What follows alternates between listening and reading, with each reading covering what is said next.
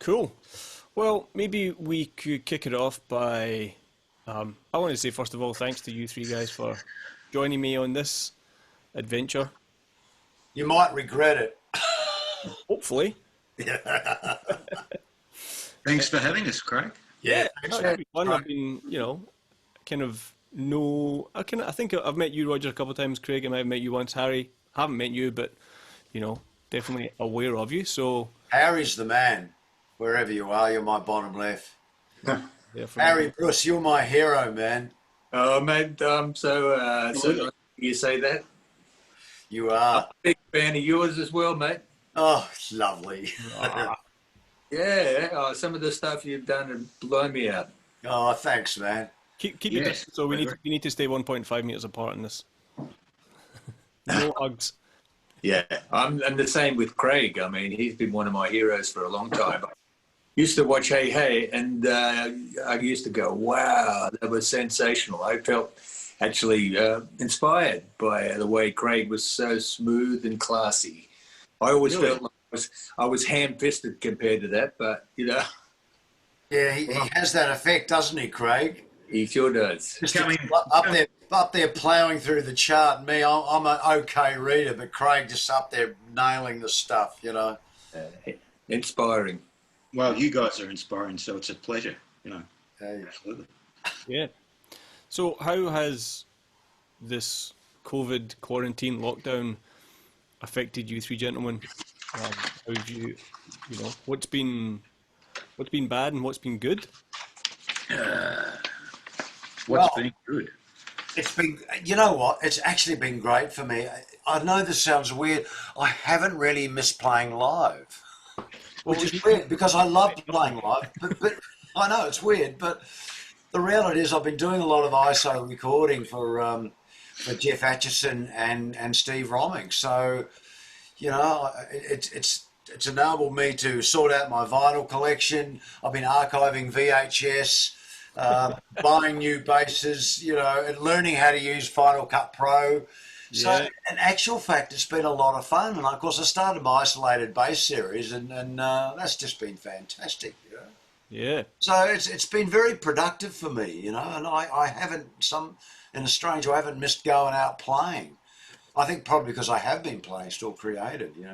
Yeah, that's it, and getting used to. I mean. Final Cut Pro is a lot to get your head around, so...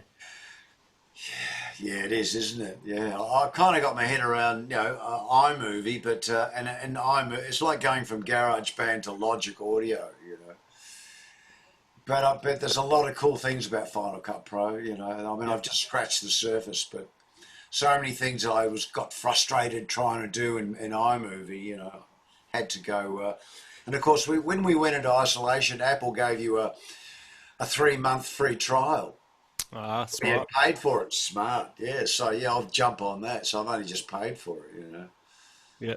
Yeah. So mate, it's been great. I've been very happy here. Can't believe I've bought 3 basses this year so far. And believe me, if we had not been in isolation, I probably wouldn't have bought them. It's bizarre. That's good. A few people are saying hello. Richard Rose says, hi, Harry. Hey, Richard, one of my favourite bass players, Richard. There you go.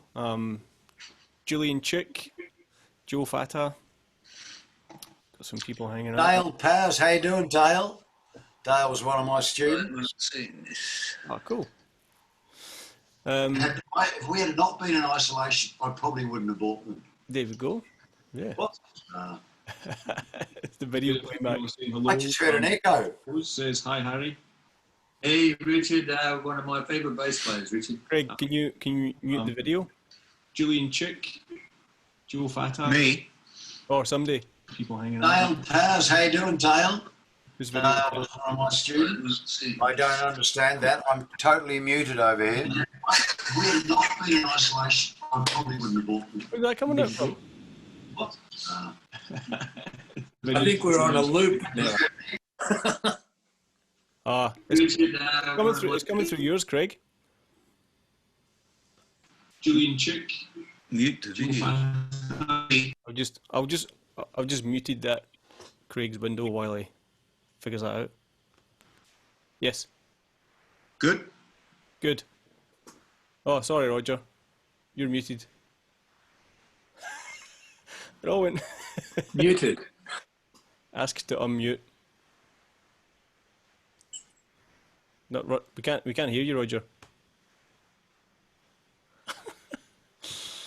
Wow. So, Harry, you've got a few gigs going on up in Sydney at the moment? Yeah, well, I got a couple this weekend, which I'm looking forward to. Sydney, I guess, is some sort of getting back into it, but it'll be, I don't know, it'll never get back to what it was. But yeah, I think we're creeping in with the gigs, and people are actually coming. I think they're missing it big time.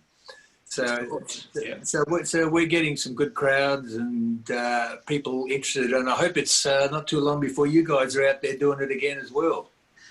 Yeah, it could be a while. Yeah, it's everything has changed forever, I think. Mm. All the culture of dancing. I mean, it's hard to go to gigs. You're not allowed to dance, you know. Yeah. Wow. So you just go and check out jazz gigs. Yeah. Well, you know, we'll miss. Well, hopefully it'll all be coming back after Christmas or whenever, you know. Yeah. Yeah. Who knows? Craig, how have you managed to maintain work life? Well, you know, I mean, the only thing that's really stopped is the live gigs, which obviously, you know, that's a big thing. But apart from that, I'm just doing what I normally do. I've had a good run of sessions that I do from home. Cool. Recording bass tracks for people, and also I have a few clients that record here, so I get to do a bit of mixing and that sort of stuff. And obviously all my students, I've transferred that to online teaching, which took a few weeks to get comfortable with, and as comfortable as you can get. Yeah. How do you find it? Because obviously I'm doing all my teaching online now as well, and well, I really miss the interaction, sitting with the student and playing, so the student can watch you play, you can play together. Yeah, I think that's the biggest thing for me, is not being able to play with a student, giving them that kind of safety net of knowing what it's like to play that line or whatever it is with you, or giving them a backing. But what I have done is, you know, I get them to, if we're working on a piece or working on a solo piece or something, I'll get them to record a video and send it to me. I can have a look at it, give feedback, or I can do a short video, send it to them. Yep. A bit of that helps. Yeah.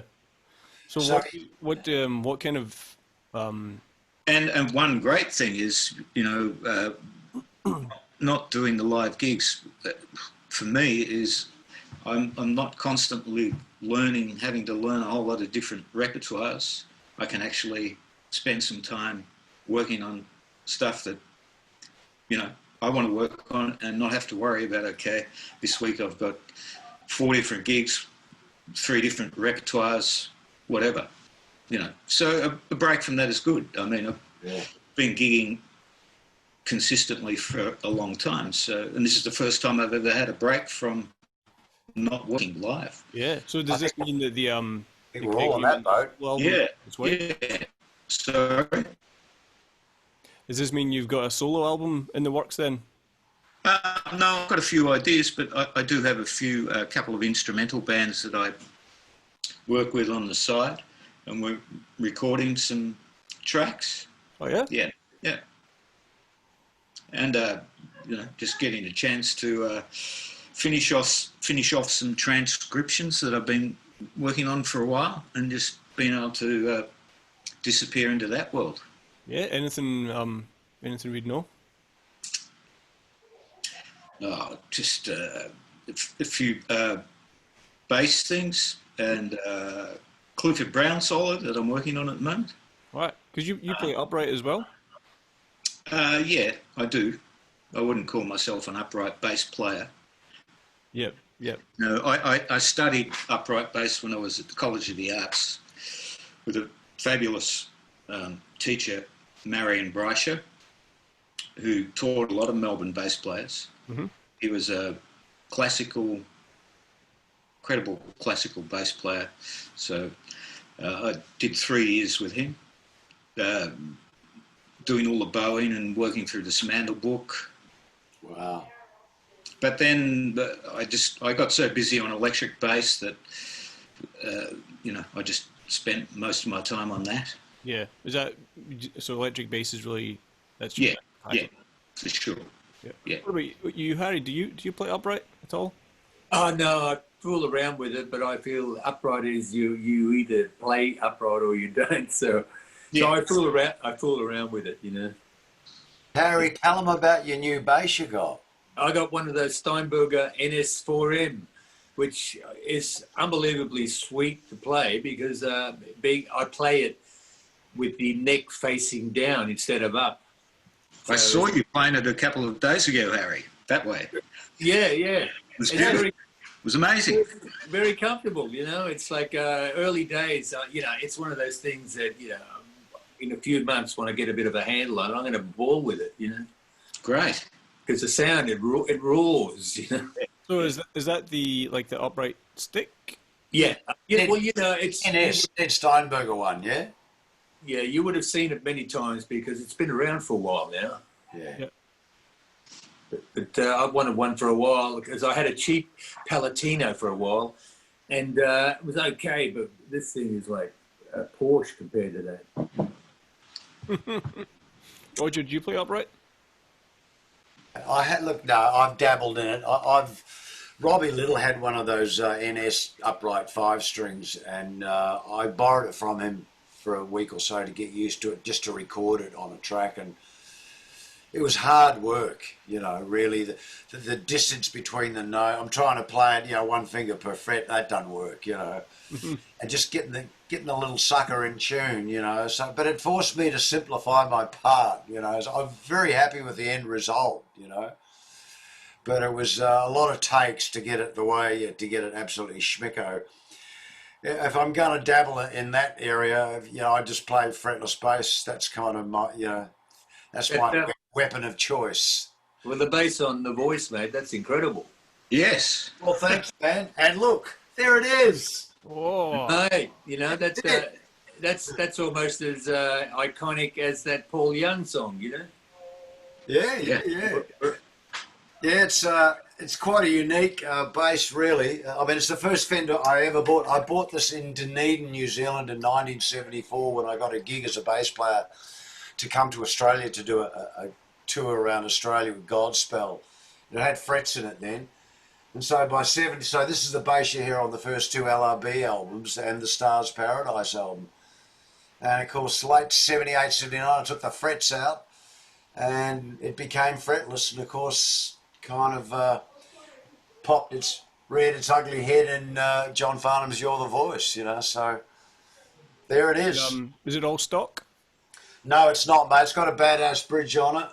I put the badass bridge on myself one day, and it's got wood screws in it. I mean, there's nothing fancy about it, And it's got Grovers on it. Grovers, haven't heard them in a while. Yeah, both my Fenders have got Grovers. They were the in thing, They're very smooth. They've got a nice, maybe similar gearing, but they just feel nice. Yeah, but turning this thing into a fretless was almost a disaster. I'm trying to remember the guy, because I knew you would ask me that, the guy that did it. It was a matter, because it's got binding, you had to pull the frets out, kind of even the fingerboard.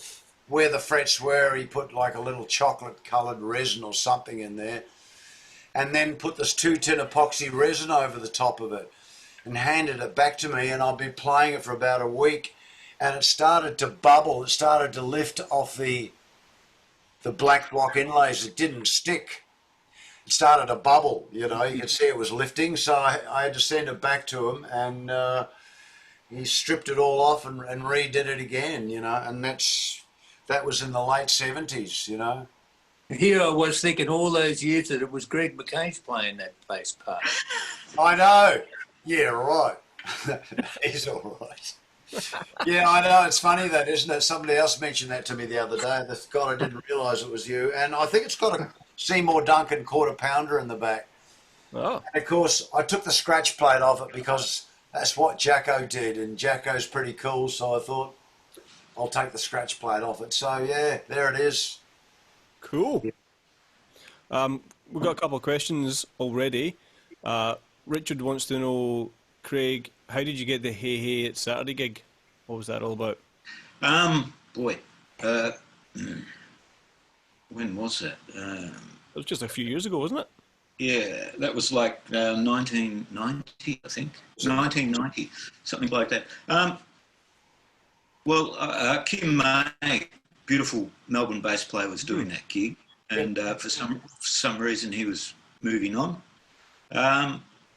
And at that time, Daryl McKenzie was the musical director, great arranger, a musical director. And we'd done a few gigs together. And Daryl put me in for that gig. So that's how I landed that gig. But before that, my first TV gig would have been on a show called New Faces, which Roger, you used to do, yeah? I did that, so you might have done it before me. I did. I know I did it with Bert at the old Channel 10 out at Nunawading, and I'm sure that was the 90s. Yeah, and I did a fill-in for you one day, I think. Oh, okay. What was gig? So that was, that was my first TV gig. But then, Really? the Hey Hey show came along, and Did that come after that then? yeah. Yeah, okay. So it was through my association with Daryl McKenzie. We went, worked at the College of the Arts together. We played in different bands, and I've been working with Daryl ever since on different shows. And that was an incredible gig. It was an incredible time for live TV because It was, yeah. in those days the show would go live to air normally at 6:30 on a Saturday night. We would be called in at like 3:30 in the afternoon, and most of the time you never knew what you'll be playing or who you were backing. You heard you might hear a rumor that Tom Jones is in town and he's going to do the show, and just be there at 3:30, and Tom's MD will come along with the charts and everything will be cool. So there was a lot of that. There was a lot of like reading on the spot.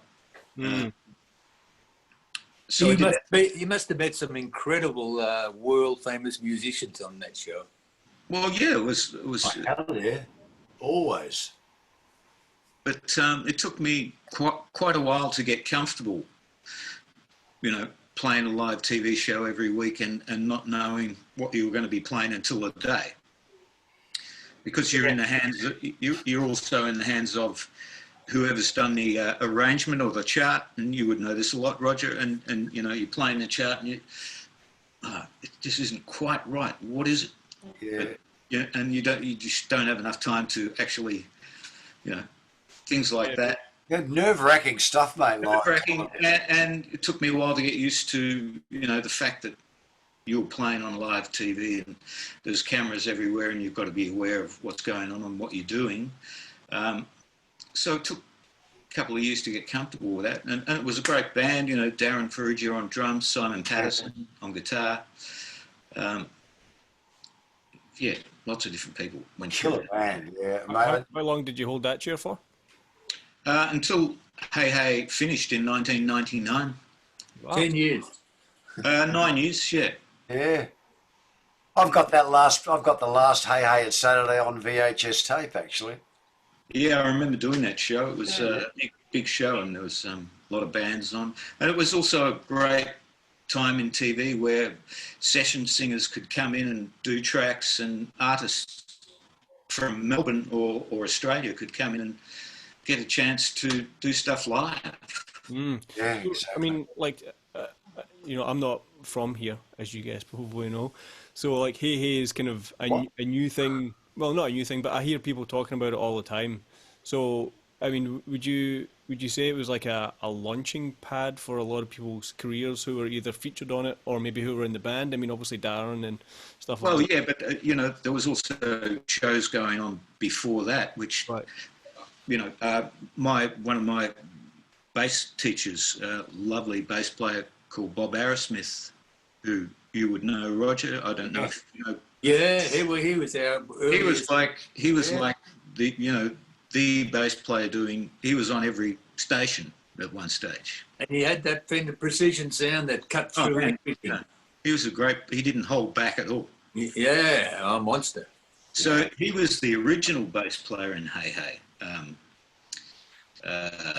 Well, he was way back when Des McKenna was playing drums, Animal. But more so, but then more so, Ronnie Sandlands. With Ronnie, yeah, exactly. And Bob was also my teacher for a while. Yeah. And I would follow, this is way before I started with Hey Hey, I would go to Bobby's gigs and he'd be playing with the Graeme Thompson band, all the orchestras that were doing live gigs. There were live pub gigs with, 20-piece bands. And he had that 70s boogaloo feel too. Oh, yeah, absolutely. Now, Craig, at that time, didn't you play? Were you in WJAZ? Yes. Yeah, come down and watch that. Yeah, what you got. Okay, well, that was another great part of my life. Sure, yeah.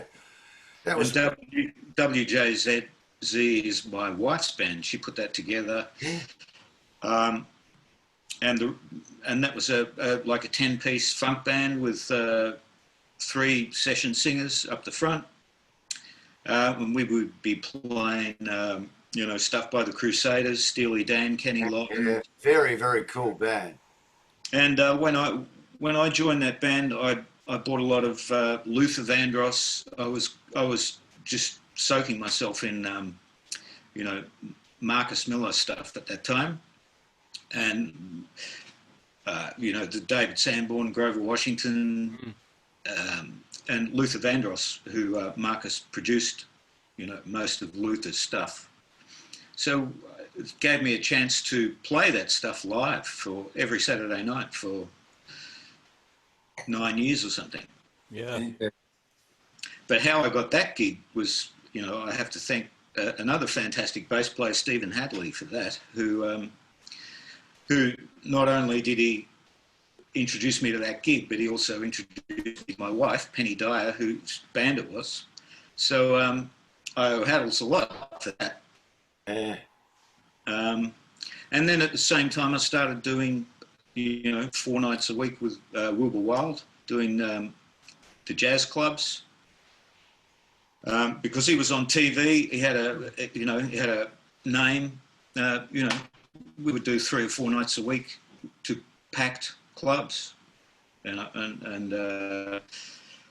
that was fantastic because it was a lot of it was bebop. Wilbur was flying, like he was playing beautiful. So I got a chance to play with Charlie Parker and a lot of jazz stuff. So it really gave me. It was a whole other. Were you playing that on electric? Oh yeah. Yep. Did you ever get? I had to really work on that stuff. I just saturated myself in all of that stuff. That whole period, from that was sort of late '80s to, in the '90s, and there were so many other things going on. I started touring in the '90s. Mm-hmm. I did a world tour with Kylie Minogue in '91. Was the Rhythm of Love tour. Wow. Let's talk about that. I had to go away from Hey Hey for a bit, and different people would fill in for me. I mean, 91, that would be when Kylie was... That was the Rhythm of Love tour with, when she was doing all the Stock Aitken, Waterman stuff. Massive, huge. Well, they were the biggest, for someone who'd never been on tour before, to go to Japan or play at Wembley. Wembley. Where everyone's screaming so much you can't even hear the click track at the start of the show. Wow. Who was on drums? At that stage, it was Johnny Creech, who plays with Russell. Johnny Creech, the Creech. Yeah. Favorite people. I played with Johnny for many years with Keith Scott and Russell Morris and all that. Yeah, of course, yeah. No, he's wonderful to play with because he had the flavour of those years. Yeah, and Adrian Scott was the musical director. Right, he was too, yeah. Yep. And I did that tour.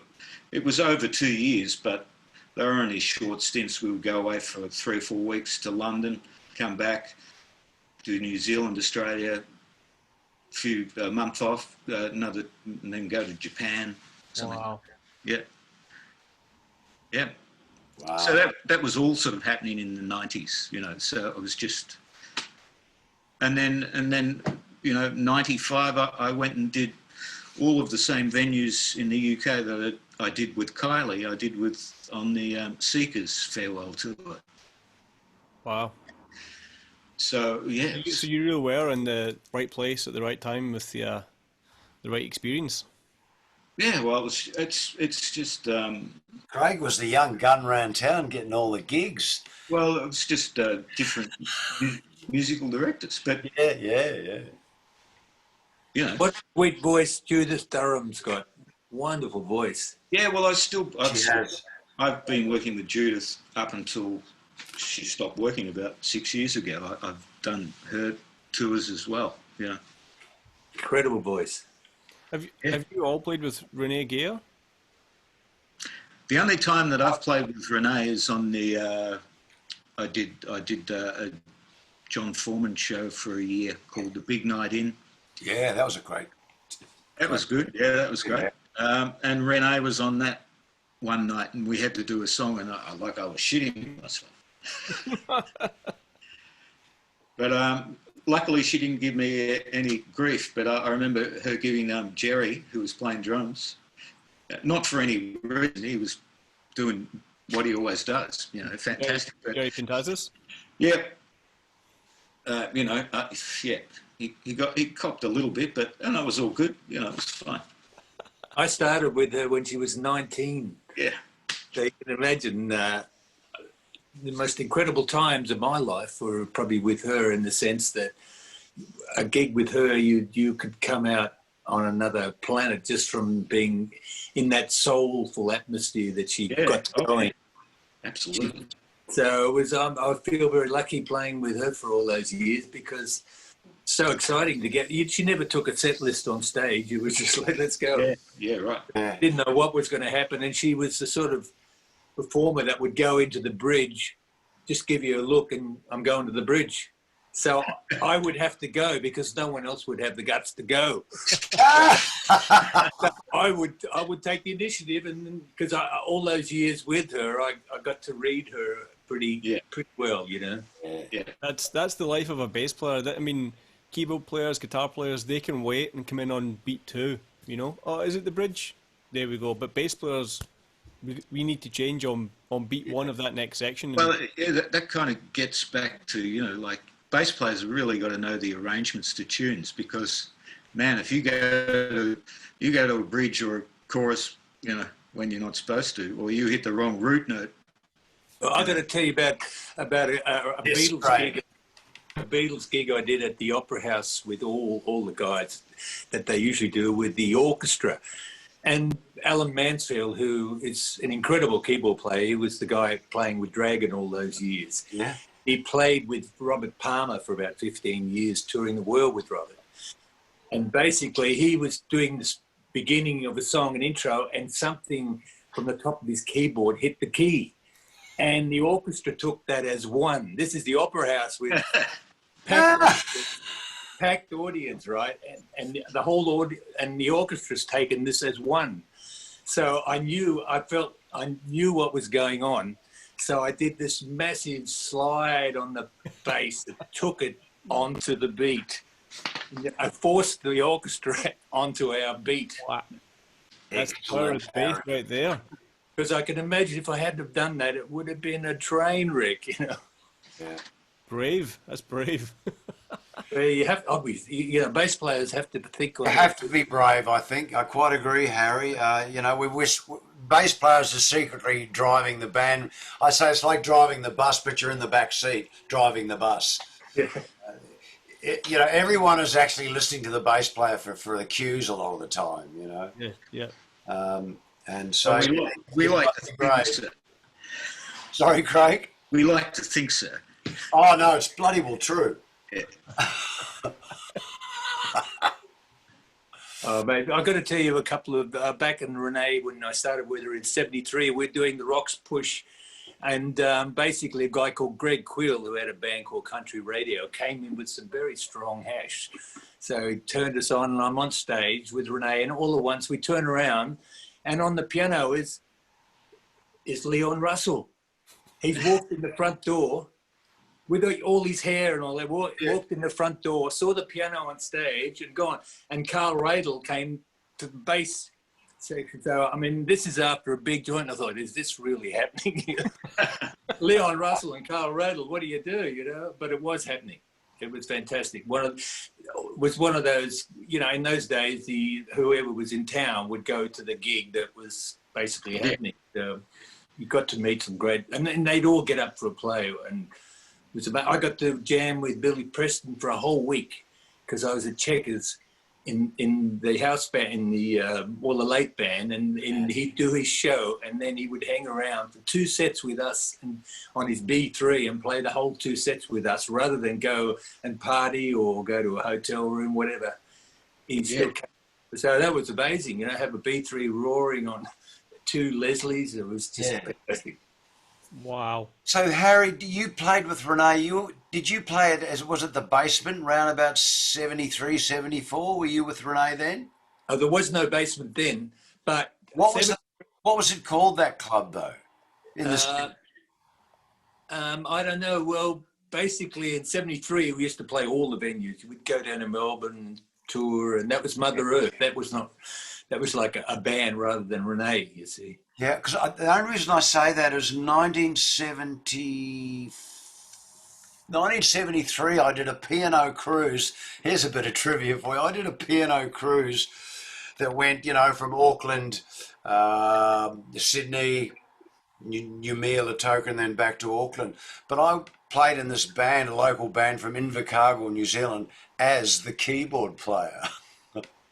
So I was playing keyboards, but I remember we got to Sydney, long story short, and it was like, hey, where do we go and see bands? Well, you got to go down to this club somewhere, one of the main... It was Whiskey A Go-Go. That was the place. Yeah, but I remember going in, somebody, you got to go because this amazing female singer is singing in this band. So it was Renee Gayer that I saw, and you know, that would have been 1973. Yeah, that would have been our band, Mother Earth. Yeah, man, I remember that, just sitting in, you know, this young kid, you know, watching this amazing band. But this, you know, I mean, Renee, not only was she singing fantastic, she looked fantastic. You know, she would have been about 18 then. Yeah. Yeah, tall, and you know, built. Built, yes. Leave it there, yeah. So that was the first time I ever saw Renee Gayer, you know. That's probably before she recorded any major hits, you know.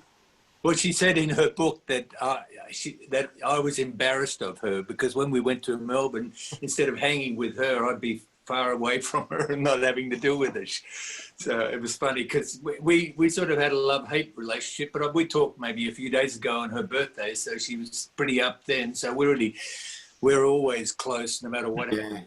Oh, well, that's good, man, yeah, because we've all heard some horrendous stories. You know, Mel Logan, who worked with her for years, has told me some wonderful tales. You know, that's when, I guess, when Barry Sullivan was playing bass in the band, you know. You know, you can easily get intimidated by Renee, but she loves for you to stand up to her, you know. Yeah, there you go. I've never actually worked in a band with her. I've obviously, like Craig, I've backed her in a live TV show or something, you know, under the baton of Ross Burton, a variety show. And it was the first time, well, obviously I'd seen her, heard her play, you know, records and that, but to actually be in the room, and it was, what I'm trying to say is it was painfully obvious what an amazing singer and what an amazing depth and timbre she has to her voice. You know, when you're in the pit and flying through charts and playing stuff, and various singers are going past and it's all a bit ho-hum, and all of a sudden Renee Gayer this is at rehearsal, Renee Gayer steps out and grabs the mic and starts to sing, and it's like, oh, what is that? Like, this voice is this loud and this wide, you know? One of the reasons I got the gig with Renee is basically she idolised Wendy Saddington. Wendy, seriously, as a blues singer, there was no one, has never been one like that ever again. Oh, yeah. And so Renee was a big fan, and she saw our band Copperwine with Wendy, and then that's how I got the gig, because I was lucky enough to work with such great singers. Yeah, well, exactly. You've had an amazing career. Well, I guess it's great to still be out there gigging, because I feel every gig is a bonus. Absolutely, yeah. Harry, do you know a bass player called Tim Kernick? Oh yeah, he's one of my favourites, man. He's a good man. He wants to get your hair stories.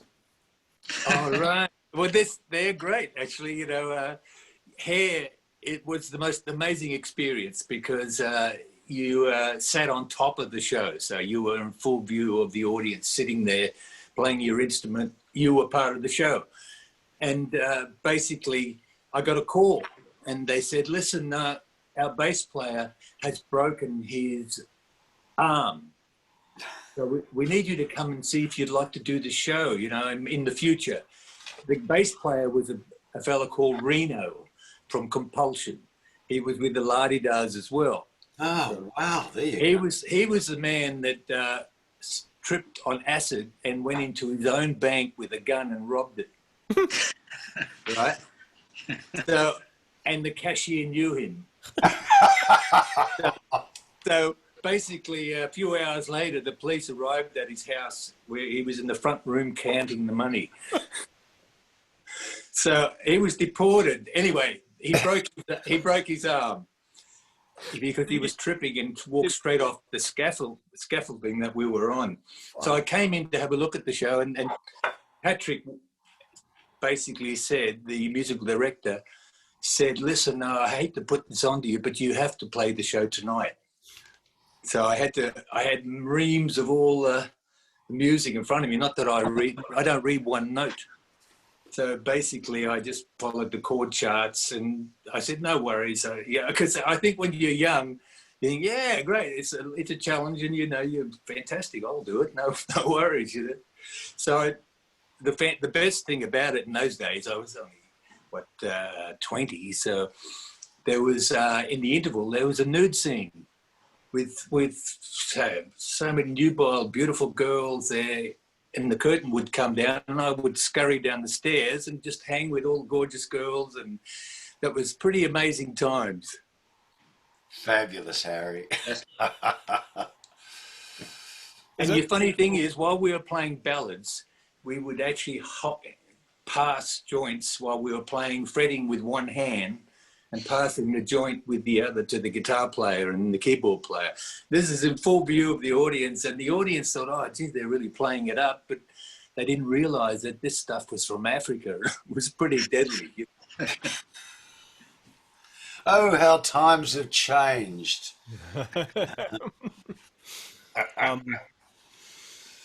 Well, that's kind of... Ken Firth actually replaced me from the Ferrets, remember? The Ferrets? Yeah. Don't fall in love, yeah. Yeah, he replaced me when I left and joined the Copperwine. Oh, wow. I was going to say, while we're in a retrospective mood, what would be some bits of advice that you would like to be able to go back in time and give yourselves? Give myself. Well, I think my advice would be probably, kind of knuckle down and get the reading thing sorted out a bit more, I mean, I discovered when I was 8 years old that I had a really good ear, and that's kind of kept me in good stead all my life. I hear a song and go, I'd be listen to the radio and actually visualize myself kind of playing it. I would hear it and hear where the changes were going. I mean, even when I was having piano lessons as a kid, I used to, with a nun, I'd go there. I was like 7 years old playing piano, and I'd go for my weekly lesson.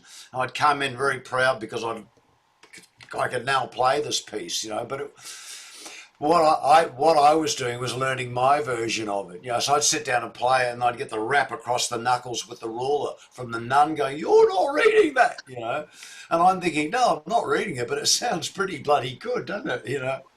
So I think my advice would be to, if you're going to throw yourself out there and Craig, like do live television. I mean, But you've done live TV.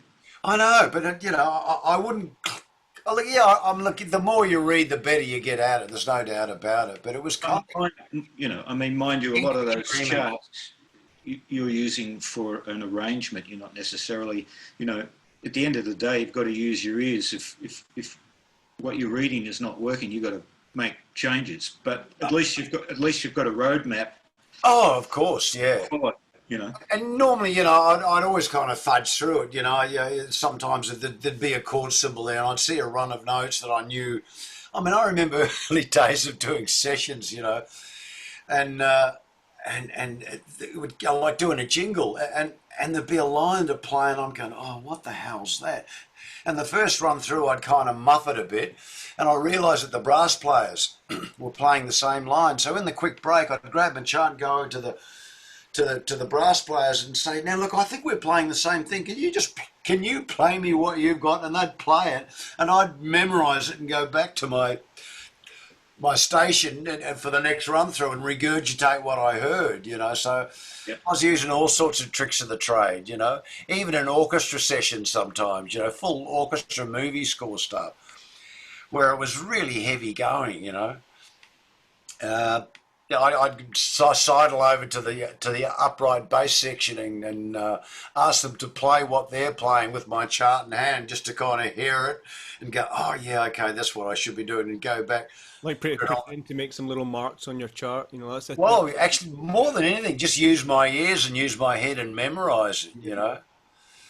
I think so that would be my. If I had to go back and do it again, I think would be maybe.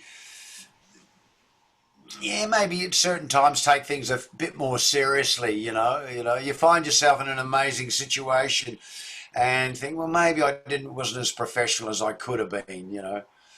They were pretty wild times then. Early 70s, and look at the stuff that Harry was getting up to. And but he's still here, so it's all right. Well, of course it's all right. I mean, look, it's funny, Craig. You were talking about Hey, it's Saturday. I digress, but.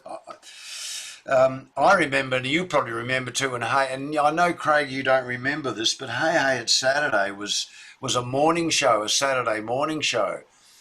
And it used to start at 8 o'clock in the morning till 11 in the 70s. And I'd remember going out doing a gig with LRB and, getting partying up pretty hard after the gig Friday night and like waking up real early, like 6 o'clock, 6:30 in the morning, drag yourself out of bed, get down to the Channel 9 studios for a rehearsal at 7:30, 7 o'clock, Sometimes playing live, we're probably miming at those times, but man, they were crazy days. Just doing live television at 9 o'clock on the Saturday morning with a hell of a hangover, Yeah, well, just digressing again, I mean, Dancing with the Stars, which is another show that I did 16, 17 seasons of. We would start at 8 o'clock in the morning, sometimes even earlier. Oh, yeah. I mean, the show wasn't going to air until 7 o'clock that evening. It's a long day, isn't it? You'd be in there, running the charts down, then the dancers would come in, they'd do their thing, then the TV crew would want to run. Yeah. It was a completely different situation. You actually got to play the tunes more than enough times. It's like, I don't want to play this tune anymore. Do the gig sort of thing. Yeah, you got to kind of really vibe yourself up then, haven't you? If you've been at it all day and it's like you're tired. And also with that show, we were getting, because of technology, we would get a copy of the songs the night before or the day before, whatever. So you'd actually get a chance to listen to, okay, this is a P-bass sound with a pick, or this is I need to work for this. Yeah. You'd actually get a bit of time to figure out a few things. Interesting. Yeah. I think what you were saying, Craig and Roger, about the ears and the reading, like if you can do both, then that's ultimately where you want to be. You don't want to be solely just stuck in the page and unaware of what's going on, but also you don't want to be so glued to what's going on around you that you might miss, something detailed in your part. So I always think that having the best of both worlds is where you want to be. Absolutely. And I think as a bass player, you're in the rhythm section. So, yeah, you've got to be able to read, but you've got to be able to, as you say, sometimes you look at the chart and going, well, I don't know about that. The cry would usually go up, who wrote this shit? Oh, it was you, Daryl, sorry. You can always tell when it's been written by a piano player, Oh, yeah, very busy in the left hand, and weird intervals that you can't get your hands around. Yeah.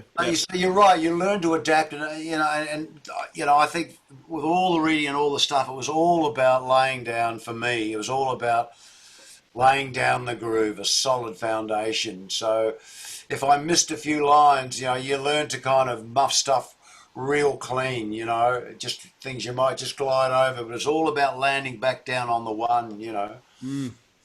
I got to tell you my Melbourne Aussie Crawl story when I got the gig with Aussie Crawl with Watto, my very good friend.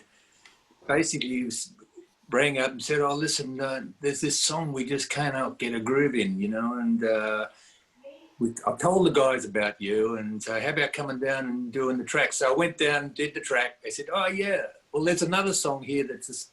So after about 3 weeks of me backwards and forwards, I'd done just about the whole album, and I felt a bit bad because the bass player obviously isn't going to play the stuff because it was a lot more, say, advanced musically. They had the Earth, Wind and Fire horns. They had, oh man, seriously, it was Really? Yeah, it was an amazing album. Wow. What year was that? Sorry, that was 1985, and I was in the green room, and Red Simons came in and said, "You scum, putting our Melbourne musicians out of work." Yeah, that'd be right.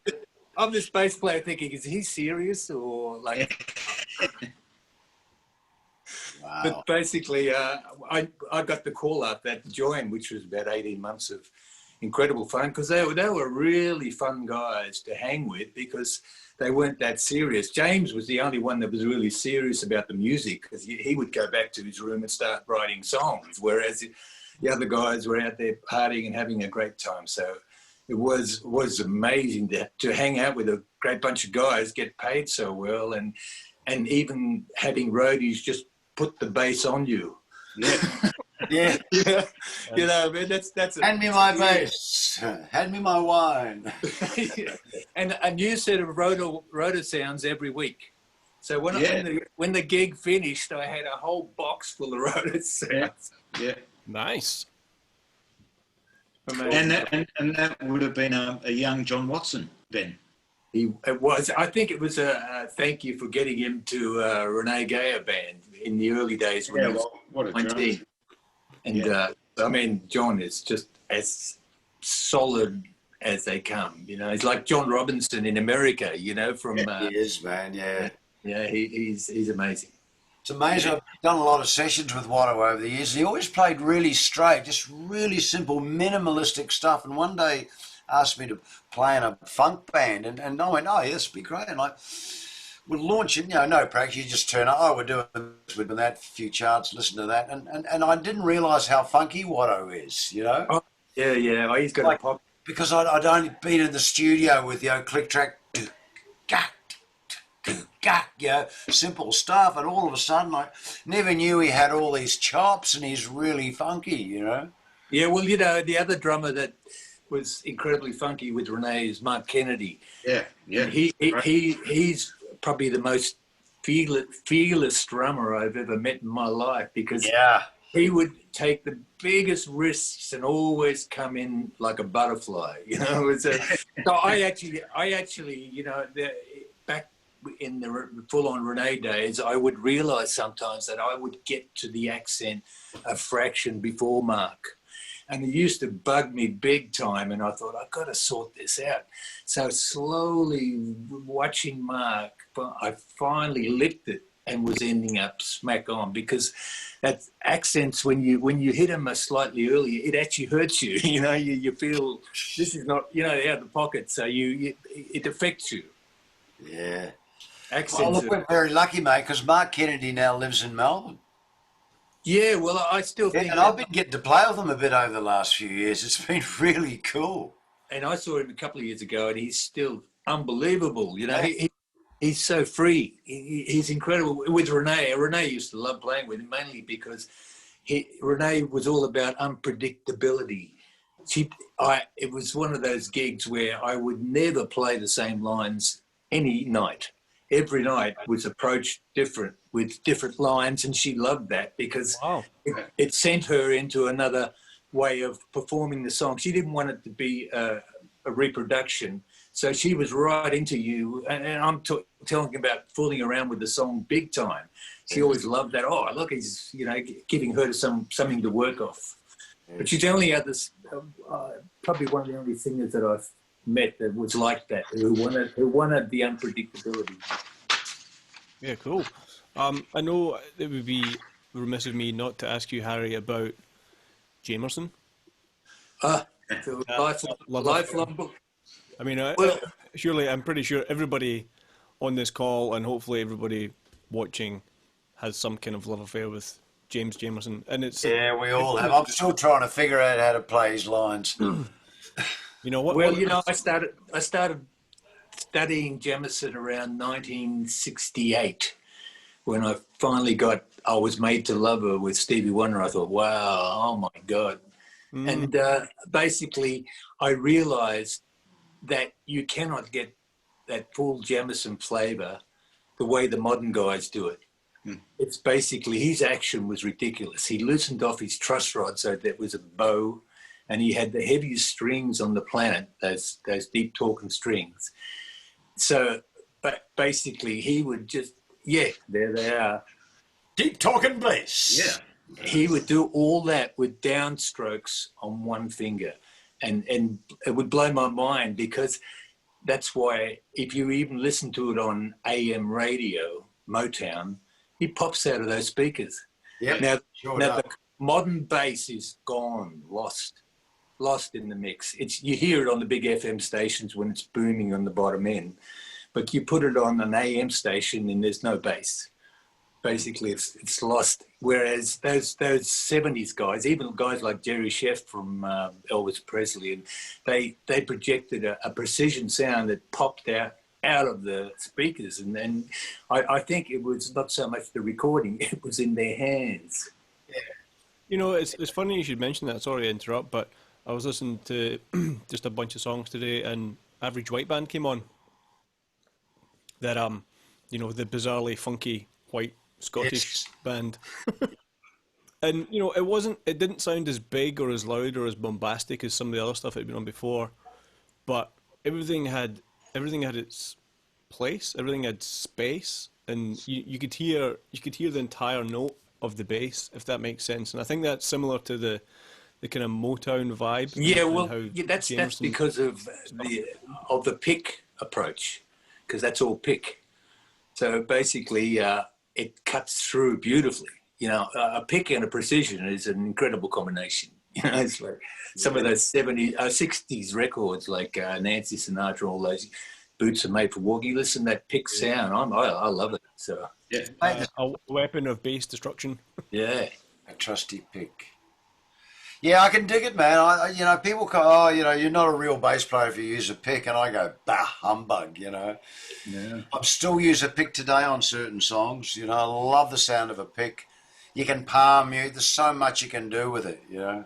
Yeah, well, you know, it opens up a lot new areas, you know. Yeah. Absolutely. Roger. I did a tribute to Jamerson on YouTube, and I got an email from his son with the words, "Thank you for loving my dad." Can you imagine? That's beautiful. Can you imagine one Sunday morning when I woke up to that, I went, oh my God, this has freaked me out. You know? Yeah. You know, because I do my Jamerson tributes on YouTube, but I know that I'm always just a follower, in the sense that I never get the whole thing, but what I do is get the flavour. And I think he dug the fact that I did put so much effort into it through the years, and he's checked out. Unfortunately, he died because he had a lot of medical problems with his back, and he died early. Yeah. But he was. That was James Jamerson Jr., right? That was his. Yeah. Yeah, I'm sure. And then Jerry Jamot even commented on one of my tributes to Jamison with the words "in the head of the master." That was so cool. Yeah, on YouTube. Jerry Jamot, who is just, you know, I have three kings in my life. The number one is James Jamison, number two is Jerry Jamot, and number three is Chuck Rainey. Now, those three guys completely enveloped my whole life. So I'm talking about from the 1970 onwards. Chuck Rainey for his bubbling, incredibly smooth work, one finger going backwards and forwards, whereas Jamison was all downstroke.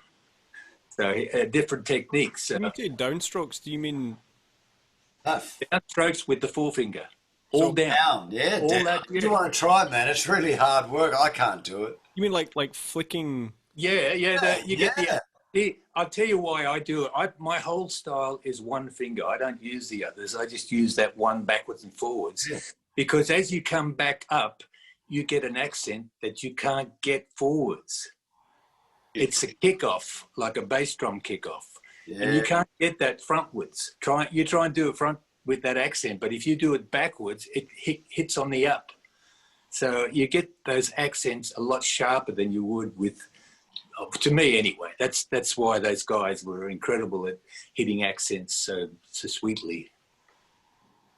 Yeah, your James Jamerson videos are incredible, Harry. I've watched a few of them, and it's like, man, I've picked up my bass and tried to do it, and it's like I've got no strength going forward. It's just like this floppiness, you know. I can damn near pull the strings off the bass that way.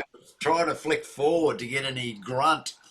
Well, if you knew what I went through to get there, I don't think you would do it. The pain, because for years, I worked the backwards and forwards so much that the callus came around the other side. Yeah, you know where the nail is? Yes. Well, that whole round was callus. Yeah. Once that came, I was home and hosed. You were home, yeah. Cool. No more pain. So I went through that threshold of years of taking it as far as I could. But then I got to a point where the callus was all the way around, and then bang, that's why when you follow something and you keep going, you can get there, you know? Yeah, absolutely. Are you able to grab a bass and just quickly show what you're talking about? If you got a sec? Absolutely. Yeah, Craig, you should check out Harry's YouTube channel where it's dedicated to Jameson. It's incredible. I have. Beautiful, amazing. Oh, I think you mean. I did a little Jamerson video as well on my YouTube channel. I did this thing, just why Harry's getting his bass. I did this thing where I had this same backing track, just like a kind of 1/4 backing track. I stole it actually from the Tower of Power Player Along book, and I did this thing where I did the same backing track but in seven different bass player styles. So I did Rocco, Jamerson, Larry Graham, Lewis Johnson, Flea, Jacko. Did I say Jacko? A couple other guys. And so it was kind of the idea of showing this is the same backing track, but here's how maybe these different guys would approach it. Anyway. Oh, he's back. He's back with his piece. So you ready to watch a bit of the backwards forwards? Shows it.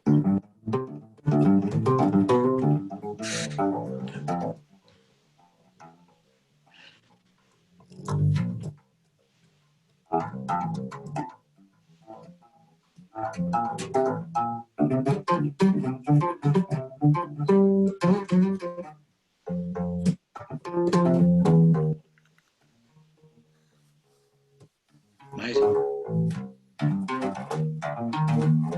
Oh, wow.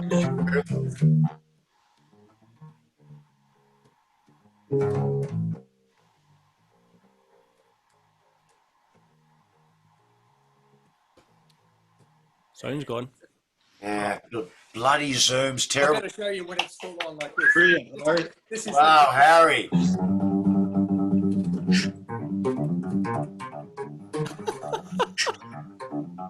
Get out of time.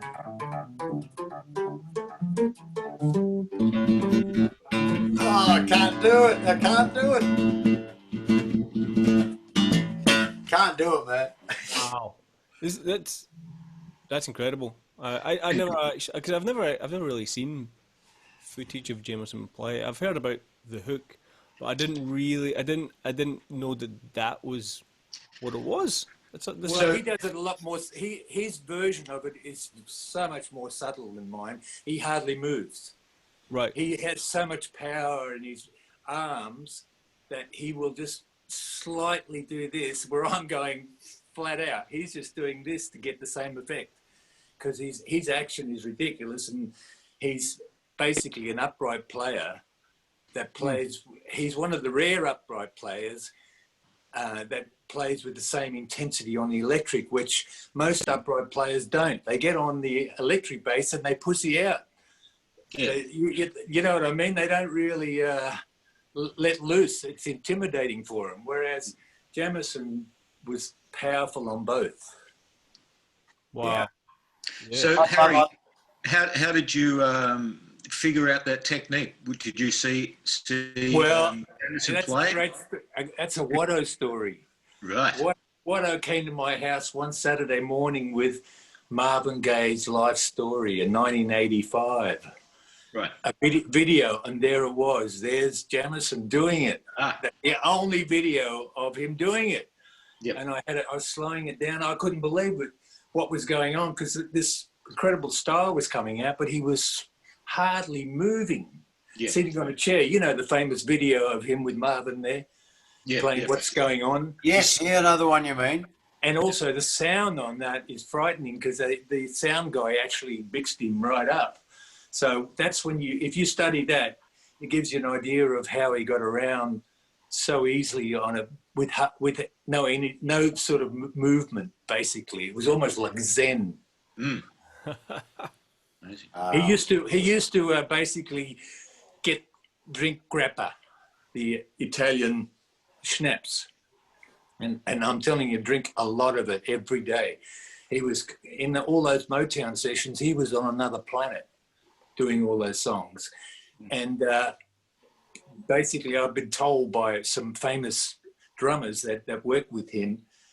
James Gadsden, I was sitting with him one day, and he said he's one of the only people I ever met that has a photo memory. He had a photo memory. He'd look at the chart for 30 seconds. It was there in the head. Right. I've never met anyone like that. Amazing. But James Gadsden basically saw it. So the motto of the story is drink lots of grappa and do it your own way. Yeah, one finger.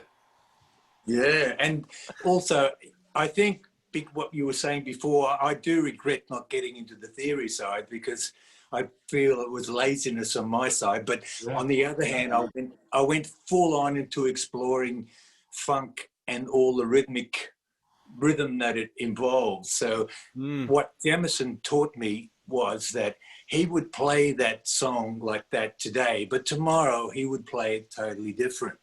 Yeah. So what I'm saying is his approach was different every time. Yeah. So it's a good thing to have in your head, rather than be stuck with your normal sort of riffs and lines that you play in the song every time. Forget that. Keep the basic flavor of it, but then go off. Yeah. Keep the DNA. It's really interesting you say that.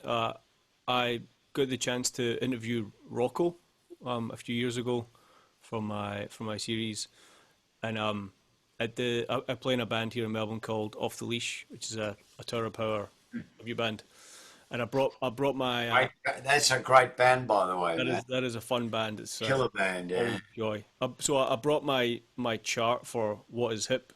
Not that I really need it, but I brought my What Is Hip chart, and I was like, after the interview, I was like, "Excuse me, Mr. Prestia, would you mind signing this for me?" And he signed it. And I told him that I was doing this band and stuff, and he goes, "Well, I got one bit of advice for you." And I was like, "Okay, yes, sure. What is it?" He goes, he goes, don't play it like how I played it, because even I don't play it like how I played it. And There you go. Yeah. every live recording you see of Tower of Power is different. Garibaldi's playing different stuff, you know. The horns obviously are the same, but you know the tempos are usually different even within the same song.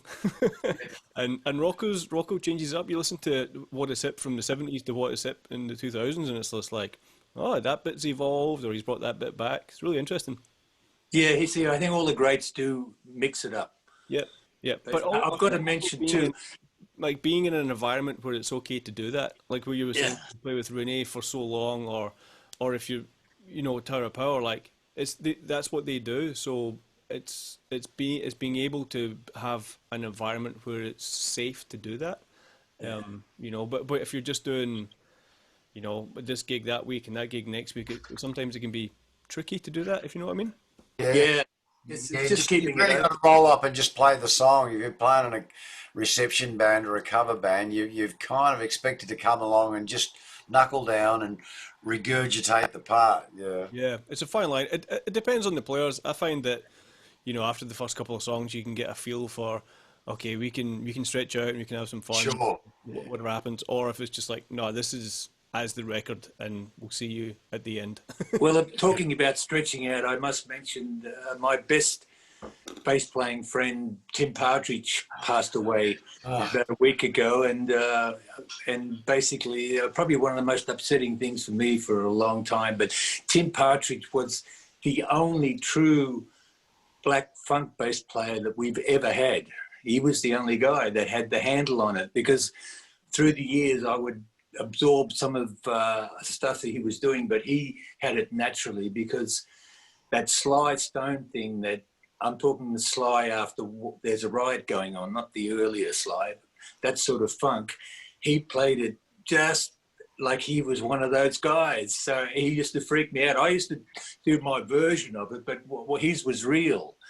And so it was, and he was the guy in a lot of records. He did the gig with Renee. He'd follow me. We were like swapping gigs left, right, and centre. I'd come in, he'd go out. He'd go out, I'd come in, because we were into that serious soul funk thing. And I guess in a way there weren't many other guys that were interested in doing that. And about 1980, Fusion hit, and I actually thought, oh well, it's been a good run. That's it for me. So I'm just a soul bass player, you know. I saw these Fusion guys playing the stuff. I thought, forget it. There's no way I'm ever going to be able to do that. I actually thought, I know the feeling. I thought that was the twilight of my career in '98. I thought it was fading away, you know. But then Fusion, unfortunately, was ditched. So I'm sort of glad it was, but you know, I'm still respectful of the stuff that went on. Unbelievable, Emeralds and Beyond and all those things. I really enjoyed Crossfire, mate. Even though they were Fusion, I thought they were great compositions and great players, and Crossfire is pretty damn funky, you know. Yeah. And I know. I mean, I've never been I've obviously been in a fusion band, if you would call it a fusion band. I don't know what you'd call Pyramid. That's fantastic, that band. I wonder about Pyramid, Roger. Like, I've seen some videos come up on YouTube. I know. Montreux Jazz Festival, is that right? Yeah, Montreux, yeah. David Hirschfelder, eh? Well, look, mate, that was, you know, I wasn't going to get into that, but I mean, to me, I'm not a jazz player. To me, I just felt like I was a jazz imposter in that band. But I know why they wanted me in the band. I think they actually wanted someone to kind of lay it down a little bit for them, you know, and kind of give a bit of funk, a bit of rock, a bit of attitude, and so that those guys could, you know, so that Hirschfelder and Jones could just absolutely fly and do their thing, you know. I mean, I'm just hanging on by a thread, you know. It doesn't sound like it, Roger. It sounds like you're there right in the guts of it. Hey, I've got to tell you, when I was working, Thank you. When I was working with Hirschfelder, a wonderful man, he told me about the time when he was about 8, I think, and he jumped off a roof with his Superman cape and broke both his legs. Jeez, I didn't know that, man. Yeah. If I did know it, I've forgotten. Wow. Yeah. He thought he could fly. Superman. Hirsch. Yeah, monster player. So Roger, what was the deal with Pyramid, how long were you with them? I mean, the stuff like Harry said, the stuff I saw. Well, pretty much for most of the band. I mean, look, a really quick brief history. The band started with Hirschfelder and David Jones getting together and jamming. And so David, because David Hirschfelder lived in Ballarat, and David Jones would go up there and they'd do these little Sunday jams and they'd just get in a room and just go. David just, they realised they had a real connection with odd time stuff, 7s and 5s, but it was just this amazing thing. And then they got Bob Vinier involved playing flugelhorn and trumpet. Now, I think they had a couple of bass players. I know Jeremy Alsop was in the band for a while. And this is real early days. This must have been 79, I reckon, 79. I know Jeremy was there for a little while. And even the great Mike Clark, I think, was possibly jamming with them. And I just happened to get the gig because Hirschfelder and Jones were working with Peter Couples at the Grain Store. Now, there's a venue, Craig. The Grain Store. Great venue. Yeah, in King Street, opposite Inflation. So, you know, I was playing in a cover band there, and I remember I'd go down and see the Couples band or go and jam because Mike Clark wasn't turning up for the gigs. So I'd drag my bass downstairs, play a set with them, just sit and just so they had a bass player, and then run upstairs, do my set with Street Life, and then, you know, if Mike Clark hadn't turned up, I'd run downstairs and do the next set with them, you know. But I always remember David Jones would be there dancing with his girlfriend at the time, Debbie, and I'd be, yeah, I wanna rock with you. We'd be doing, you know, cover stuff of the time. It was early 80s, you know, and David Jones would always. He'd be there dancing and looking up and grinning at me. I'm going, why is this guy looking at me, grinning like that? You know, it was really weird. Anyway, I get a phone call, you know, hey, would you like to join this band Pyramid? Now, we got a gig, you know, it's the classic Craig. We got a gig, it's Monday, and we got a gig Friday. I'll drop the charts off. Well, I got to tell you, they dropped the charts off. And there's the opening song, City of Stone, you know. I think, man, I can't play that. I mean, I'm in tears, you know. I cannot read it. I haven't even got the chops to play it. But somehow I just managed to kind of fake my way through it, you know. And look, it was the best. Pyramid was like me going to college, like going to school, you know, going to music school, going to Berkeley almost, you know. It was like I really had to step up to the plate. There was a whole level of really getting my reading together and really understanding rhythms and 7s and 5s and stuff like that.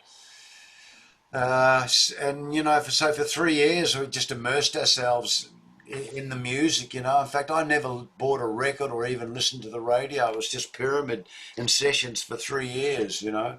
Wow. Just constantly, you know. In any spare moment, I'd be around at David Jones' place jamming, you know. A lot of rehearsals, a lot of jamming, you know. And, man, I've got all the cassettes from all those jams and all those gigs. I've got boxes and boxes of C90s. David Jones would record everything on his Walkman, you know. Pretty amazing. It's, of course, and obviously, you know, it all kind of peaked with us going to the Montreux Jazz Festival, you know, and being... Who else was there that year? Can you remember? I knew you were going to ask me that. Yeah. Now my mind's gone blank. There were some really cool people there. I was going to say Billy Cobb wasn't there. Simon Phillips was there. I think Herbie Hancock was there that year. I really think he was there. Max Roach, the drummer, was there, I seem to recall. A lot of college bands, a lot of jazz college bands, which are interesting, you know. I'd have to go back and actually search 83 as to who was actually there. Yeah. But it was weird, man. Our first gig, they put us on late on a Sunday night, the last band. We didn't get on till after midnight. There was 300 people left in the room. And we must have played till about 1:30 in the morning, you know, to a very enthusiastic, you know, 200 or 300 people. And Claude Nobbs, the director, was absolutely blown away. And what a name! Well, I know Claude Nobbs. He was the Molly Meldrum of the Montreux Jazz Festival in every sense of the word. And I'll leave that to your imagination.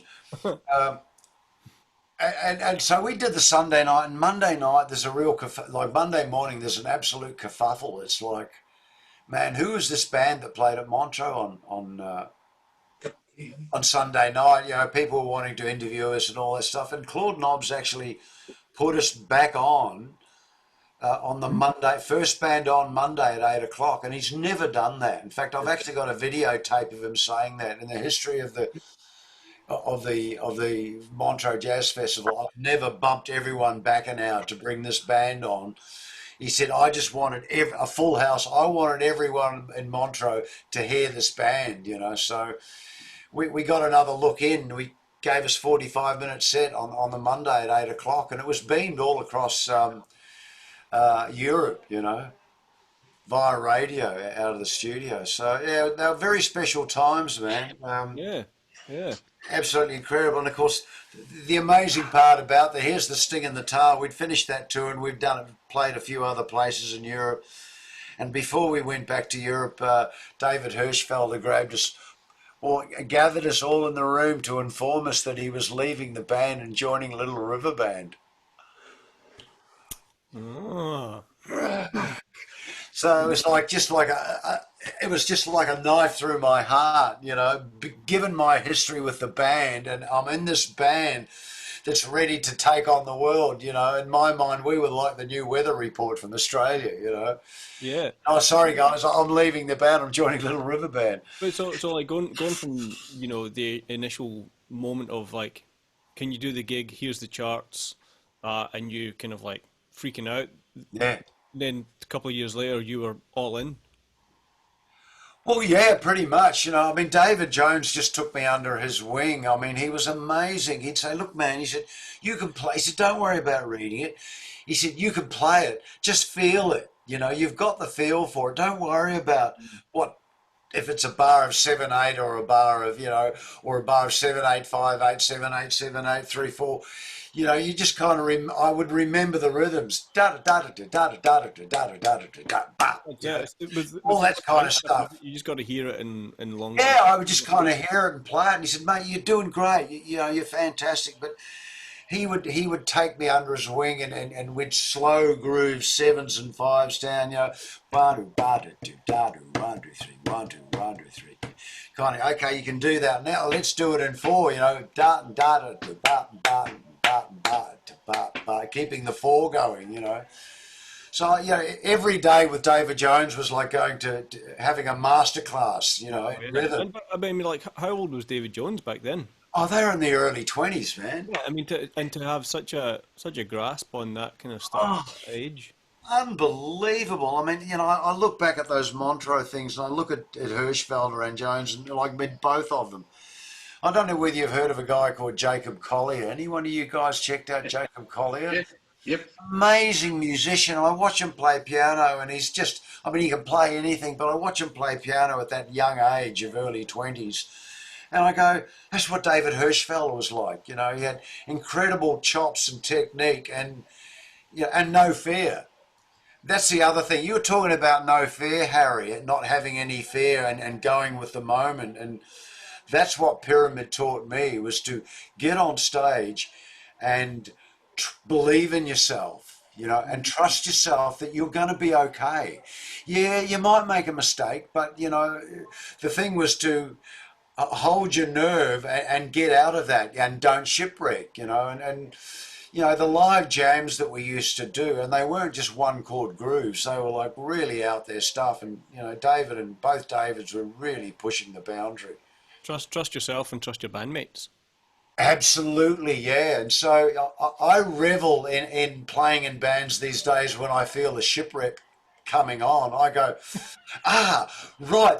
To me, it's like freedom. It's like, and you'll dig this, Harry, it's like someone's made a mistake and you don't want to shipwreck, so you go with the flow and improvise and jam. You know, don't stop and freak out. Just keep going, because you will, and listen and work through it, you know. And as a bass player, you find a point where, okay, bang, there's the one. We're back into the verse or we're into the bridge or whatever, you know. So that was one of the valuable things that I learned from Pyramid, you know, from David. both of them really. Thanks, Craig. It's interesting that you brought up Herbie Hancock, because that was when, Harry, when you were talking about, you know, the advent of fusion and kind of, you know, the death of funk, disco, whatever. Like, I kind of feel like Herbie Hancock kind of melds all that together. He's probably maybe the common denominator that would bring the jazz guys with the funk guys and even rock guys together. Like, Craig, did you get into the kind of Herbie stuff, that kind of funk fusion? Yeah, absolutely. Yeah. Did you ever do any projects kind of in that idiom? No, not at the moment. But I have played a lot of that stuff, and I've always had instrumental projects on the side as well, like funk bands, fusion bands. Yeah, you have. Had a great 10-piece funk band that used to do the Evelyn every Tuesday night. What was that called? Funky Film Express with I remember that band. that was great. Jeff Wells on guitar, beautiful, you know. Jeff Wells, one of my favourite guitar players. Yeah, one One of my favourite guitar players too, man. He's a monster. You know, it's like the Hiram Bullock of He's our Australia. Jeff Beck. He's our Jeff Beck. Yes, he is. He's our Jeff. Yeah, well, yes, as well. Yes, Wow. absolutely. Yeah.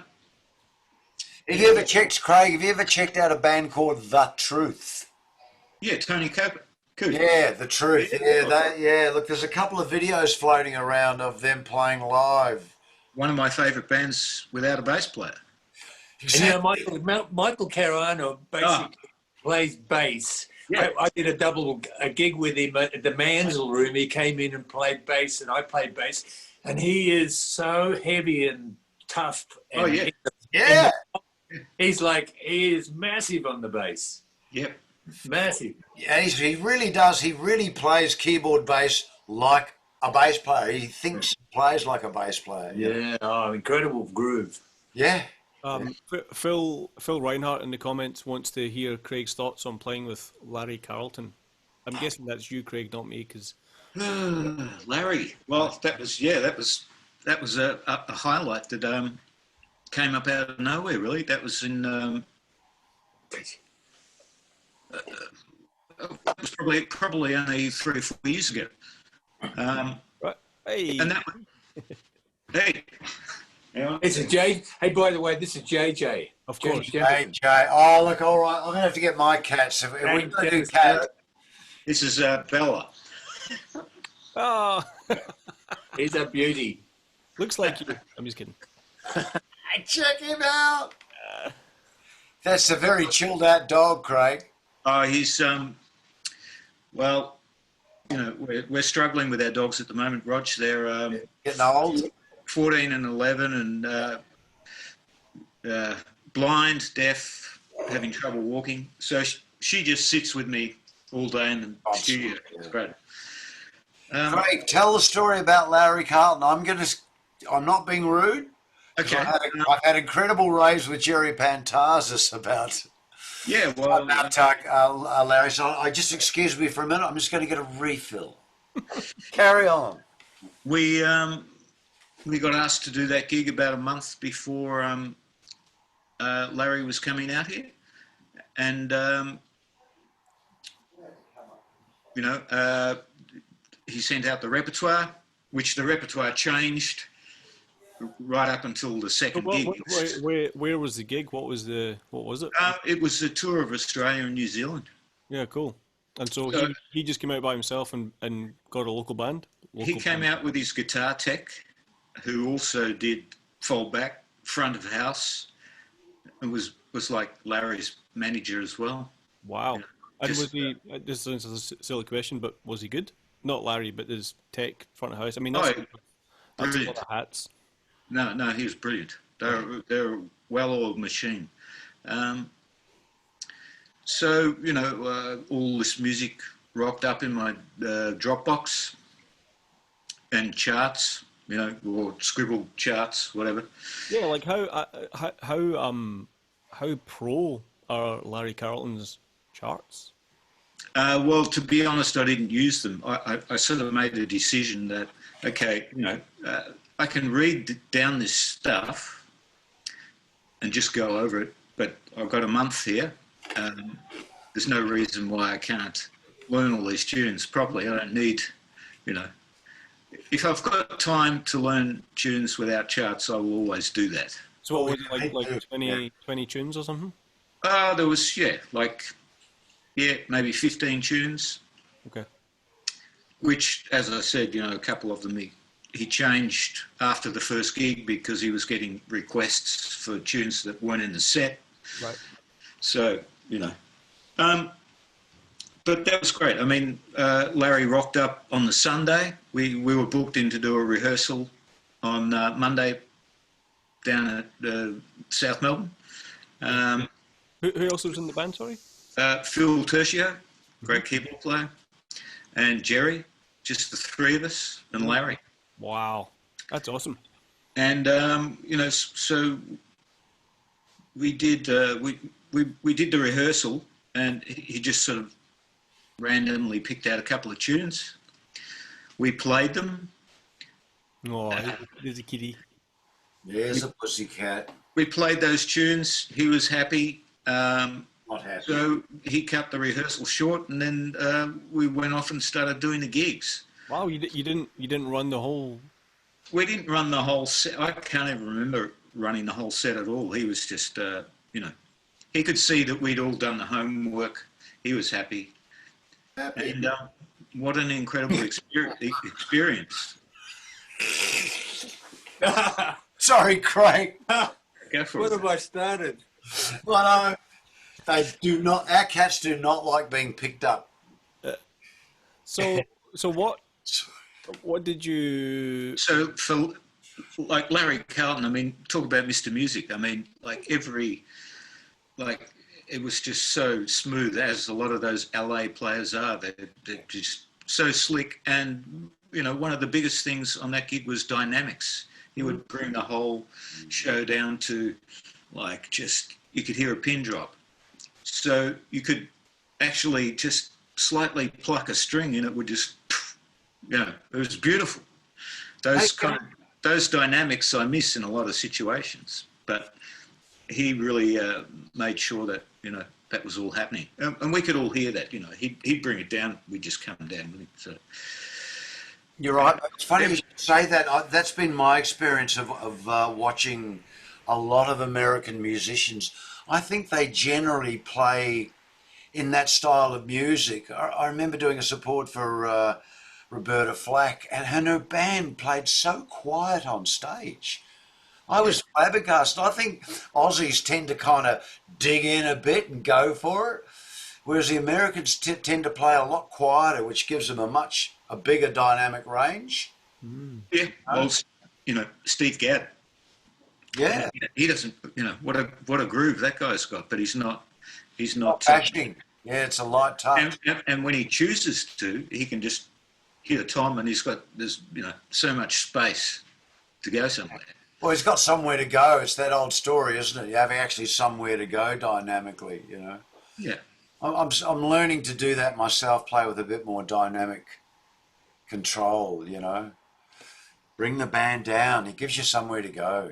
Do you find that part of that is to do with new technology? Innovations in amplifiers and bass. No, not at all. It makes it easier to hear yourself, or is it just the kind of the energy of youth versus the wisdom of age? Well, it's a little bit that, but I actually think that Australian musicians and maybe Kiwi musicians do tend to hit a little harder. They dig in a bit more as bass players. I mean, Harry, you dig in. Tim Partridge digs in. I mean, I dig in ridiculously, and I'm learning to actually not dig in as much. You can actually play a lot faster lines and be more fluid if you actually pull back a little bit and don't dig in so hard. I've always had that problem, Rog, because when I play in the rock situation with a lot of those guys, you're kind of expected to dig in. Yeah. I mean, it's really my sound. I dig in. It's what I do, you know. And I do that anyhow. And it's always when I go back to playing other styles of music, I actually have to be conscious of, okay, I can't play like I need to back off and Yeah, yeah. and that doesn't mean changing the intensity of the groove. You're right. Just, Yeah, you have to do that to, you have to adapt, sort of thing. absolutely. I think that is it in a nutshell. Is you can actually back off. I think I learned that with Pyramid a bit too. Is actually you can actually back off, but still play with incredible intensity. Like still really intense, but you're not bashing your fingers to bits. I mean, you can't play a fretless bass flat out. It doesn't. You choke it. It just. Well, yeah, you're right. Yeah, if you stroke it, it just balloons. It balloons out. Yeah, Yeah. Interesting. So I cut you off, but you were talking about like the dynamic thing, with. Larry was it was surreal just hanging out with him for a couple of weeks. Yeah, did you get to have some? And we did. I found myself walking down the streets of Wellington, with Larry, and we're looking for somewhere to have a coffee and chat, eat. Fantastic.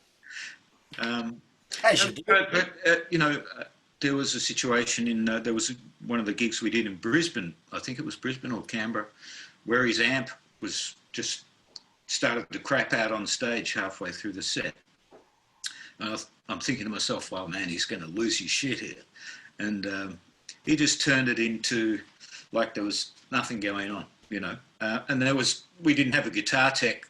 Our tech was doing the front of house. So there was no one there to sort out what the problem was with Larry's amp, or whether it was the pedals or whatever. But he just played through it. We played through it. Nothing rattled him at all. He was just amazing. Yeah. That's a true pro, isn't it? Yeah, he was amazing. Yeah. Yeah. He was once shot, wasn't he? Attacked. Well, he was shot in the neck.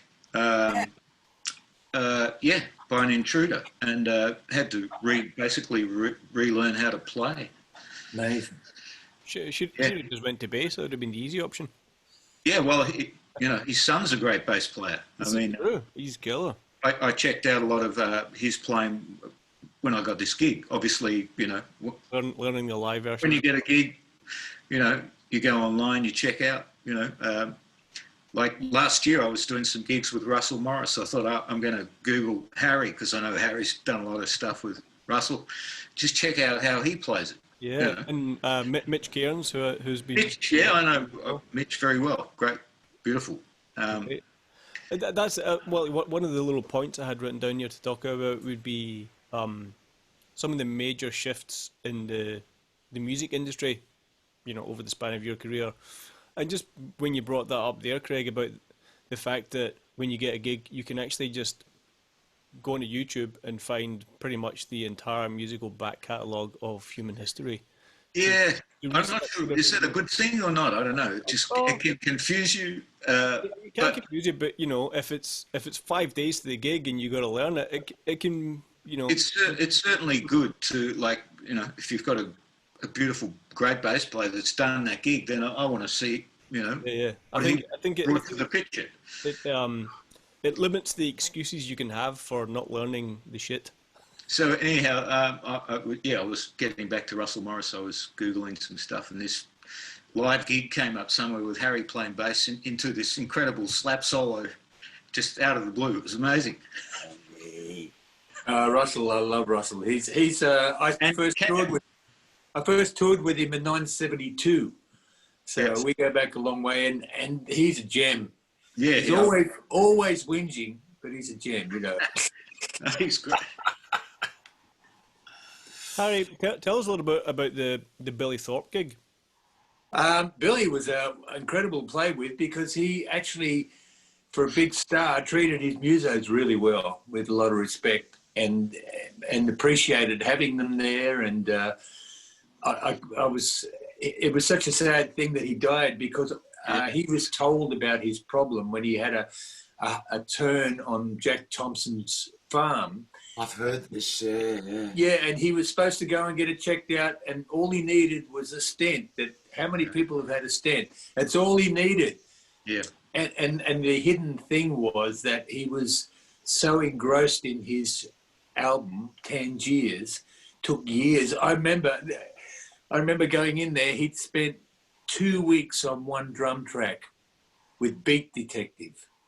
I mean, and staying up all night. And the thing is, he was smoking cigarettes a lot, in and out of, like, in the studio. I think he looked so great, but in the end, I think it was just the cigarettes and the heart condition, because he'd still be around, I think, if he had just got it sorted out. He just didn't do it.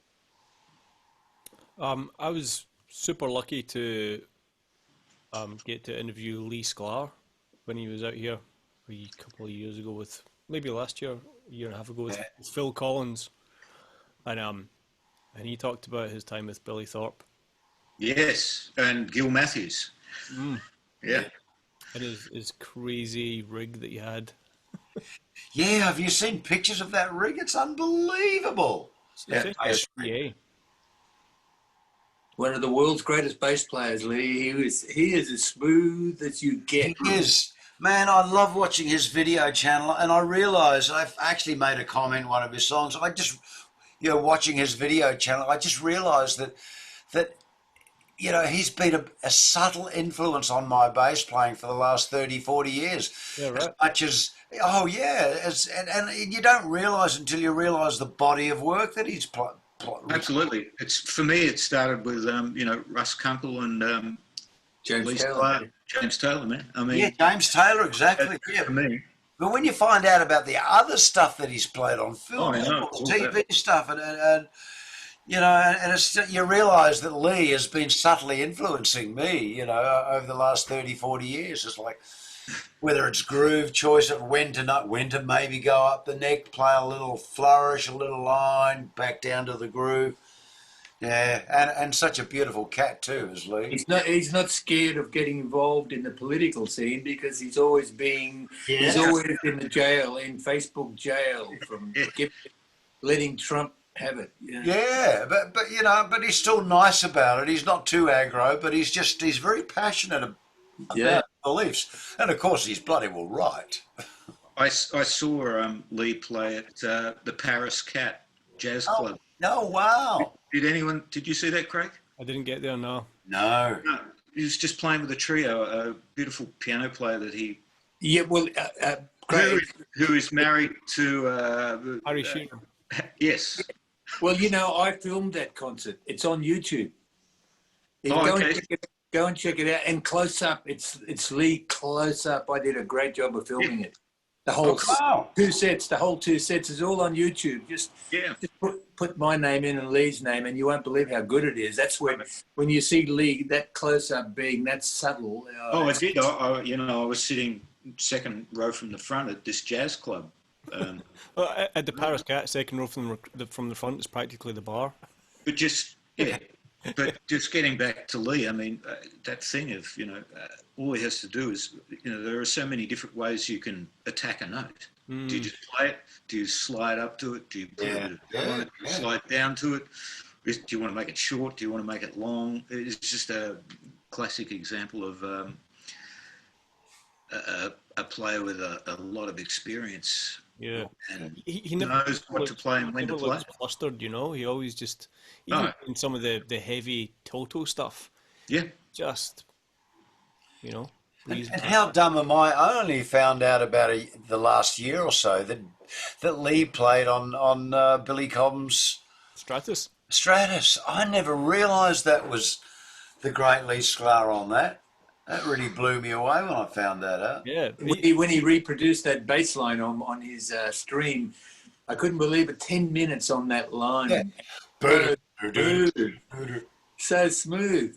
Yeah. Actually, I think, as a bass player, I think one of the hardest things to learn is to loop, to reproduce a line exactly the same, like bar after bar. Monotonous, Most bass players, monotonous, but I know what you mean. That's serious discipline, because most bass players absolutely, Harry, move off. They move off it. But I don't find that a discipline. I mean, if you don't want to play bass, then Yeah, if you don't want to do that, you shouldn't be If you don't playing. want to do that, you should do something else. Exactly. I mean, You need to find joy in that, I think. Oh, absolutely, and I do. Yeah, there yeah. is. Yeah. Yeah. Um, Well, I should tell you my story about playing with Billy Cobb, but I won't. well, you can't. No, you can't do that. This is when you need to Billy Cobham. Mate, I don't know when this was. This must have been 80s or 90s or something. Is it before me or after me? Let's put it in that window. Why, have you played with them as well? No, before I was born. Oh, Or after I was born in the 80s. no, you'd be a young tacker, I reckon. Look, I can't remember. Possibly the 90s, I think. Was that at the Corner Hotel, Roger? Yeah, we did 2 gigs. We did the Corner Hotel and God, I had the other one, the Corner and something else. I was there. Wow. Look, to cut a long story short, I get a phone call one day, and it's this guy. He's a promoter from Perth of this particular drum. I forget the drums that Billy was playing. He said, "Look, I'm bringing out this guy called Billy Cobb. Can you put a band together for Melbourne?" I've gone, "What?" He said, "Yeah, Billy Cobb. Can you put a band together?" I said, "Well, yeah, probably." So anyway, I did. I chose basically I chose Loose Change. You know, I had Joe Kendama on keys, Mark Dominey on guitar, and Tony Hicks on sax. And he arrived. I set up a rehearsal at AAV Studio 2. For those that know, the old Armstrong studio was still there.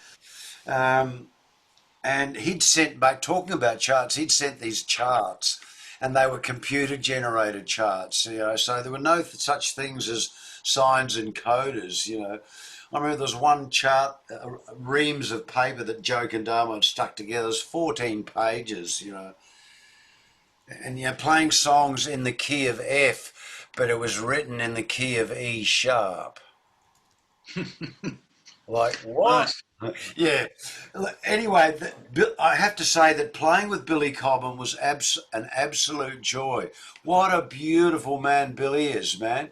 He came in and he said, "Let's just play it," you know, because we're all shitting ourselves if we're going to think we're going to launch straight into Stratus or something, you know, some heavy fusion stuff. And he was very gentle with us, you know. He just, "Hey, let's just play a little standard. Just a little swing standard that we all knew. We all just playing, going, you know." So Testing the waters, kind of. yeah, he was testing, just kind of getting everyone relaxed and, you know, doing stuff, checking it out. "Hey, let's maybe try this song, you know." And so we pretty much rehearsed stuff. And you know, it's like, okay, this is going to be okay. And I can't remember where the first gig was. And we get to the first gig and all hell breaks loose. Like, you know, we jump on stage and you know, as soon as Billy hits the stage, it's like, bang, it's showtime. And so all the rehearsals that have been kind of at this level, all of a sudden it was like, bang, they're up there. And, you know, by the end of the night, we're flying. And that was the first gig, you know, and like the second gig, it was like even more intense. So he just, once I think he felt trust and comfortable with the musicians, he would just absolutely go for it, you know. So it was a success. It was a success. It was a wonderful thrill. And I know that somewhere out there, somebody took a video of one of the gigs, and I've seen snippets on it, and I don't know where that is or whether it still exists. But yeah, man, he was a really cool dude, and you know, we'd go and have a meal afterwards, and he loved his cigars, you know. But he'd be the sort of guy that'd be up at 6 o'clock in the morning in the gym working out, a bit like Virgil Donati, you know, really dedicated to the cause. And yeah, lovely man, just no ego. It was really cool. I got to play with him very briefly in Canada at a drum festival in Nova Scotia, of all places. The New Scotland. Yeah, and up there in Canada, that would have been late. Was it 2008 or 2009 or something? A friend of mine was running a drum festival up there. And it was incredible because he called it the Year of the Legends, and like every drummer you could possibly think of was there, like Billy Cobb, Bernard Purdie, I got to share a dressing room for those entire weekend with Bernard Purdy, man. That was cool hanging out with Bernard. I know. Danny Serafin, drummer from Chicago. What's his name? Is it not Al? Is it Alan White, the drummer from Yes that played on? Alan White. Alan White, yeah. Yeah, Alan White. Yeah. God, I've got a book with all their names. Look, I don't want to drop names, but that was pretty cool to play with all these legendary drummers. And the cool thing about the gig was that after the days of 3 days of crazy drum stuff, my mate who was running it had organised for every drummer to come out and play one of their hit songs that they'd played on, and we did. What was the drummer that used to play with the Wings? God, my mind's blank now. But all these Jim Gordon. Harry's got it. Jim Gordon. No, before that.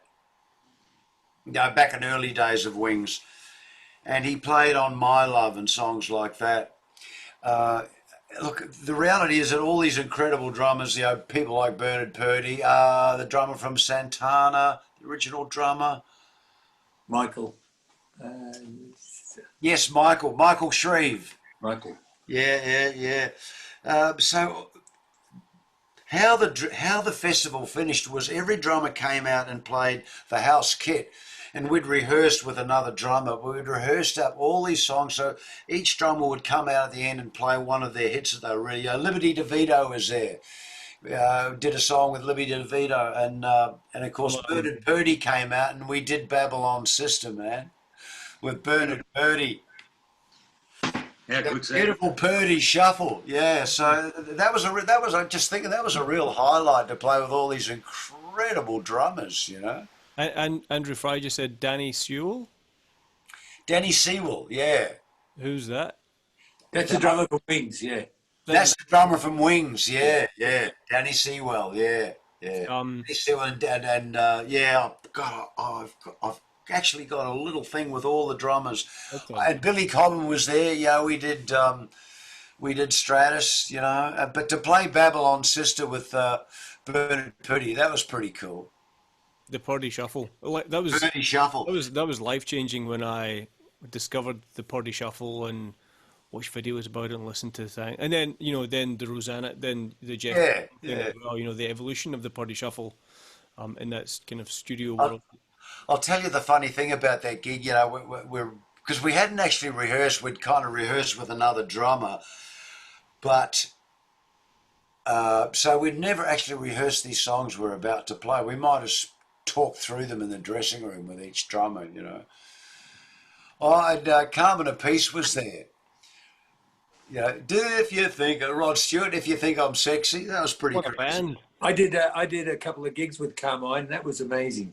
Yeah, with Steve Housden. It was with Carmine. You just jumped on board this incredible freight train. Oh, absolutely, yeah. It was amazing, and he was an amazing guy in the sense after each gig, he was like the mafia family. You had to come and have the big meal and sit around and talk, and that's beautiful. He was basically, once you're in that band, you had to come and do the whole family thing. Fantastic. Right. But it was exciting. Right. Come on, it just would keep me hanging on, freaked me out. Mm. Yeah, and I didn't realise he'd co-written "If You Think I'm Sexy" with Rod Stewart. That's his pension right there. Yeah, and like we actually did it. He actually re-recorded it with guitars and a really heavy version of it, rather than a disco version. But I Denny Sewell. Oh, there it is. Thank you. I wonder what that was that came up on my iPad. Thank you. I've got to tell you though, just briefly, Bernard Purdy comes out and. I said, right, we're doing Babylon. So I said, yeah, okay, man. I said, he said, count me in. I said, no, man, you do the drum, count me in. And you know what? I wished I had it because I said, no, man, it starts with the drums. You start it. So he goes, so he played the fill, but he was nowhere near the tempo. He played the thing really fast, and I'm expected to be right back in the pocket, you know. So I wished I had counted him in. So he started really up tempo wise, dabble on sister, really way quick, you know. But in true bass player fashion, I leaned on him big time, pulled him back. Well, I saw Bernard at the Hard Rock Cafe in New York, and I borrowed Renee's recording Walkman. And I thought, I'll be really clever. I'm going to stick this right under his hi-hat. So I while he was off having a drink, I put my coat down, but underneath the coat on the hi-hat was the Walkman. So basically, I recorded that gig, and as he walked off, guess what he did? He stepped right on it. Oh, no! And so when I left New York, I didn't have the heart to tell Renee that her Walkman had a cave-in of the microphones from Bernard Purdy's foot. So I just put it in a drawer and left town. But was the recording okay? I got to tell you this fantastic grain store story. The old grain store, right? We're doing I'll be back in one second, guys. All right. Continue. Please continue. Don't worry. Now, basically, at the grain store, we were doing New Year's Eve. Are you still there? Yeah, I'm here, man. We're listening. I'm cool. Well, Renee's doing a New Year's Eve gig. She's finished it, killed it, and she's getting dressed on, and basically, you know how sweaty she gets. And the manager of Grain Store came in and started wanting to socialise while she's getting dressed, and she just let him have it. So you know what he did? He grabbed her by the hair and dragged her out into the street, right, Renee? And Watto came out and tried to intervene and got like cop one from a bouncer.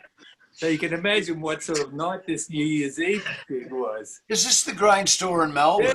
Yeah. Can you imagine Renee being dragged out into the street New Year's Eve by the hair? What, by the manager? Yeah. I know that guy. I'm not going to say his name. Yeah, I know who you mean. Wow. Quite a shock. Bizarre. I'm surprised Renee didn't deck him before it got that far. I think she got back somehow. Yeah. But it was nice of Watto to intervene. Yeah. Crazy days. Yeah. But with Renee, it was always very unpredictable. Can you imagine if I wrote a book about my experience through the years with Renee? It would be amazing. But it was always... You run it past a lawyer first, man. Yeah, it was always a lot of fun. Yeah. Always. Yeah. Well, So what happens now? Well, we could just take over. Okay, where's the jokes there then, Roger? Okay, so Okay, it's corny joke time. All right, here we go. I've got some dad jokes. How do you make a fruit punch? You give it boxing lessons. wow. Hey, Roger, Yes. say knock knock. Knock, knock. Who's there? Who's there?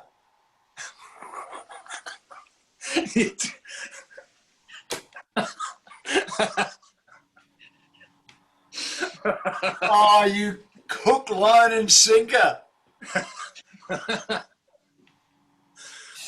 Oh, that's an old one, Harry. You got me. Gotcha. You did, yeah.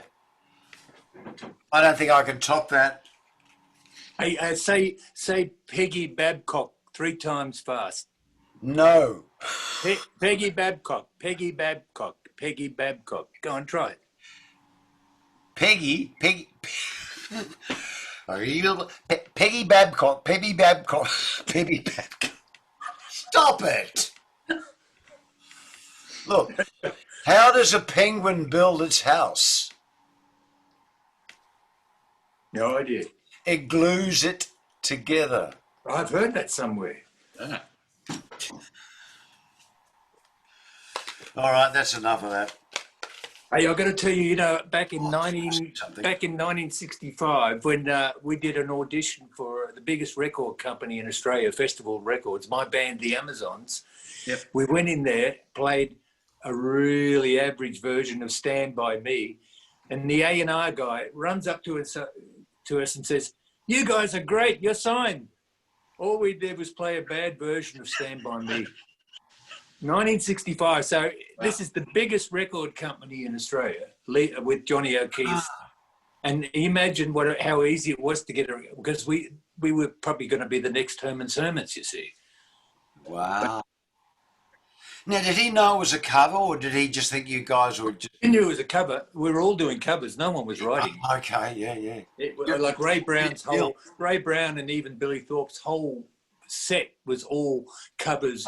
Yeah, Mashed Potato was James Brown or whatever, you know. Wow. And you know, basically Billy Thorpe's stage moves, he told me, were all copied from James Brown. Yeah, I can dig that, the early days, yeah. Yeah. What did I miss? Oh, you missed some really cool dad jokes. I'm going to be back in a second, guys. And Harry got me to do something and hooked me in, you know, hook, line and sinker, and I made an absolute fool of myself. Oh, so much went down. Yeah, so, all right, while you're there, I'm going to plug Stars, One More Circle Round the Sun. Stars have reformed. Fantastic, man. Yeah, the band that I was in, you know, back in the 70s after LRB. The fabulous Mal Eastick. Wonderful player. Tell me about Stars. I don't know. Oh, no, you wouldn't. Stars were a band, came from Adelaide, actually. In fact, one of their first singles was produced by B. Birtles. And I remember Stars actually supporting Little River Band in Adelaide back in 75, you know. The only band I know from Adelaide is a band called Goose. Goose? Apparently they were like a kind of like a kind of funk fiction thing. You know, they had like a residency. Okay. Because you realise that a lot of Australian bands, like really successful bands, all came out of Adelaide. Yeah, really? Like Glenn Shorrock, The Twilight, Stars, Cold Chisel, The Angels. I mean, the list goes on and on and on, man. All right. Didn't know that. Amazing, yeah. When I first saw Stars, it had one of my favourite bass players, Graeme Thompson. He was the first bass player, man. He was so good. Yeah. He was about 17. He looked like Huey Dewey from, you know, gorgeous young fella. And I played the bass pretty high too. Yeah, and I went up to him. I said, "Mate, you are fantastic," because he was great. If I see a young guy who's really cutting it, I make a point of going up and telling them how great they are. Oh, absolutely, yeah. Encouragement is everything, man. Yeah, Graeme Thompson was the original bass player in the band when they were basically just before Andy Durant joined the band. Had a couple of early Quick on the Draw. What was the other single? Quick on the Draw and With a Winning Hand. And then they did Mighty Rock, which was actually Michael Hegarty on bass then. Right, yeah. Yeah, and then they moved to... What a career Michael Hegarty's had, hey? What about him? Oh, yeah. You tell me about it. Oh, he's fantastic. Fabulous player. And then he managed Tal Wilkenfeld for many years. Did he really? I didn't know that. Well, he stopped bass and was managing Tal for all those years. God, who knew? Never knew. Hal Wilkenfield, yeah. That's a success. Yeah, Tal. Yeah, so, I mean, just to finish the history of Stars, you know, they came to Melbourne and I joined them. And at that point, we were in the studio recording the Paradise album, you know, which has got West is the Way and You Better Look After Yourself, Paradise. And, of course, the infamous live version of Rocky Mountain Way is on that album as well. I was enough to get to play with Joe Walsh, which was very Oh, exciting. yeah, mate, you could tell some stories about the Party Boys, man. Yeah, well, that was Paul Christie with the Party Boys. I played with Joe after that, with Kevin Borich and Mick Skelton. Okay, yeah. Oh, how exciting that was. I remember when I got the gig, I thought, I'm going to really... I put a lot of work into that gig just to make sure every note was spot on. Because I used a 5-string Fender with flat wounds. Wow. Heavy flat on there, which was really great for Joe because the bottom end was ridiculous. Yeah. I had a Fender 5-string once, and I sold it.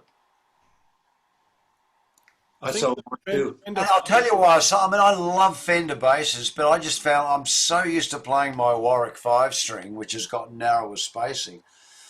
I get onto a Fender 5-string, and it's like, you know, the strings are like you could drive a freight train between the strings, you know. Yeah, I think Fender, the Fender in general can be hit and miss, and the 5-strings maybe especially because they don't have that history of it. You know, people buy Fender generally for 4s. I think once they get active too, it goes into another world, you know. Absolutely, yeah. This is one of the Fender Jazz Deluxes, and as you know, it just continues. All the Fender 5s are, yeah. Yeah, well, it just continues the spacing of that, you know, and so it needs to be. The fretboard ends up being this bloody wide, you know. Yeah, can't be that. And I'm so used to the narrower spacing of the. Oh, you can't see it, but the Warwick 5-string. Yeah, and my whole technique for 20 years is based around a narrower spacing, you know. So how do you find changing from that narrow spacing of a 5-string to your standard jazz? Oh, it's weird. Because that always used to mess with me. So it messes with me too, man. I find that I don't play as busy, and I play more like a bass player. So all of my 5-strings have got a really wide. Well, I can't deal with that little thing. Yeah, I've gotten used to it. I've got so used to it. I sold my 4-string Warwick, and I just got so into the 5-string that my whole technique, the minimalistic movement across, you know, I've just gotten used to it. When I do play a 4-string, this is a beauty. This one. Oh, Harry! Ooh. That's my look at the wood on that. Yes, please. Like Ken Smith. All right, you want to see some wood? But the Ken Smith is. I spent many years wanting a Ken Smith because every time I saw they're amazing, aren't they, Harry? Well, whenever I saw an R&B concert or any of the religious guys or Michael Jackson live, they always used Ken Smith because that's the R&B sound, you know. Yeah. So I finally found one when our dollar was parity with America. I bought one for $3,000. Well done. Amazing. Yeah. And so that looks like it's been played. Well, you check out here. I think Ken would be upset, but look at how I've messed with it. Okay, that's good, mate. That's a badge of honour. Is that from all the slap, or? Yeah, that's from all this stuff. Yeah. Harry, you've got the most unique slap style I've ever seen, man. It's I don't know what's going on, but it's fabulous. Can I play you a bit? Yeah, please do.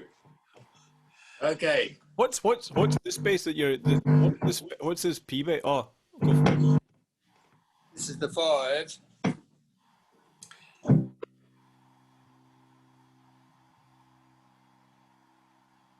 Are you ready?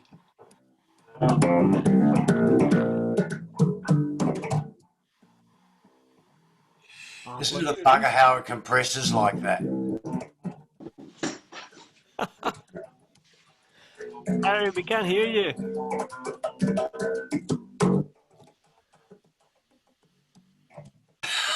I mean, it looks amazing. I'm not gonna lie. It is. Trust me, it'll be amazing. It is. This is what I hate about Zoom when you play too loud. It just the compressors. Harry, that was amazing. But Zoom has this thing where it hears bass and it thinks of it as being background noise and it automatically mutes it. Yeah. I mean, that's the story of my life, but unfortunately we didn't hear much of it. So I mean, that's interesting because you would think somebody who's a Jamerson disciple, I use that term affectionately, you know, you wouldn't really expect to look along their collection and see a Ken Smith. So for me, that's pretty cool to see that you got, you know, a bass like that next to this little miniature P bass in the background. That's pretty cool. Yeah, I think on that 5, when you've got a tight B string, there's notes that you play in songs that you just cream over. Yeah.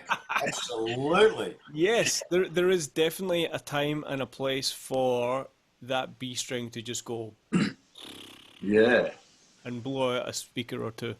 That's probably why I like playing the Warwick thumb. You know, I dabbled with looking at various five strings and always found the B string to be a little bit floppy until I came across the thumb bass and went, wow. You know, like you go bow, bow, bow, bow, bow. The B string, it just sounded just as tight and as clean as all the other notes, you know. Yeah, is I that got to tell you, with the Ken Smith in Perth, I basically was touring there with Swanee and Kevin Borich, and basically I borrowed one of my best friends' 70s Music Man, because I thought, I want to play some funk. So that night, our hotel room was raided, and both those basses were stolen. My mate's Music Man and that Ken Smith. Oh, So gone. I couldn't believe it. So a couple of years later, now how weird is this? I just had this feeling. I looked on eBay and there it was. Wow. So, what? you know, after a couple of years later, and I spotted it at the pawn shop and put it on eBay. They'd bought it for $100. So I hope you didn't have to buy it back. And check out, they basically, the pawn shop filed the serial number very professionally. So I contacted Mr. Ken Smith himself. He got involved and verified to the Western Australian Perth cops. Ken Smith himself said, this is my bass, because each one, because of the wood, is like a fingerprint. There are no two ones alike, and he can verify that that's my bass. So my best mate went and picked it up for me. So no charge. And guess what? 6 months later, what do I see on eBay? The Music Man that was stolen. oh no! Yeah, check this out. So the guy that bought it was accepting an ARIA award. He'd put it on eBay. He'd bought it from a pawn shop. So he was with a band called Little Birdie. And when he was basically at the ARIAs accepting an award, he got a phone call from his mum saying, the police are here. They want... So what a day for him, eh? And I got that back because when my best mate's Music Man was stolen, I immediately, within a couple of weeks, sourced another old one and sent it over.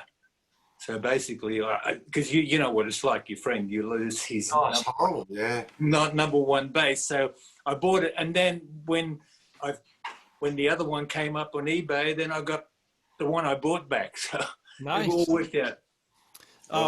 Some guy from Bass Centre Guy, yes. wants to know, Harry, about your Spectre bass. Yeah, that's a sweetie, that one. Basically, I personally think that the American NS2 Spectre is the most powerful bass in the world, mainly because I've tried all of them. I'm talking about power that doesn't break up. It stays tight.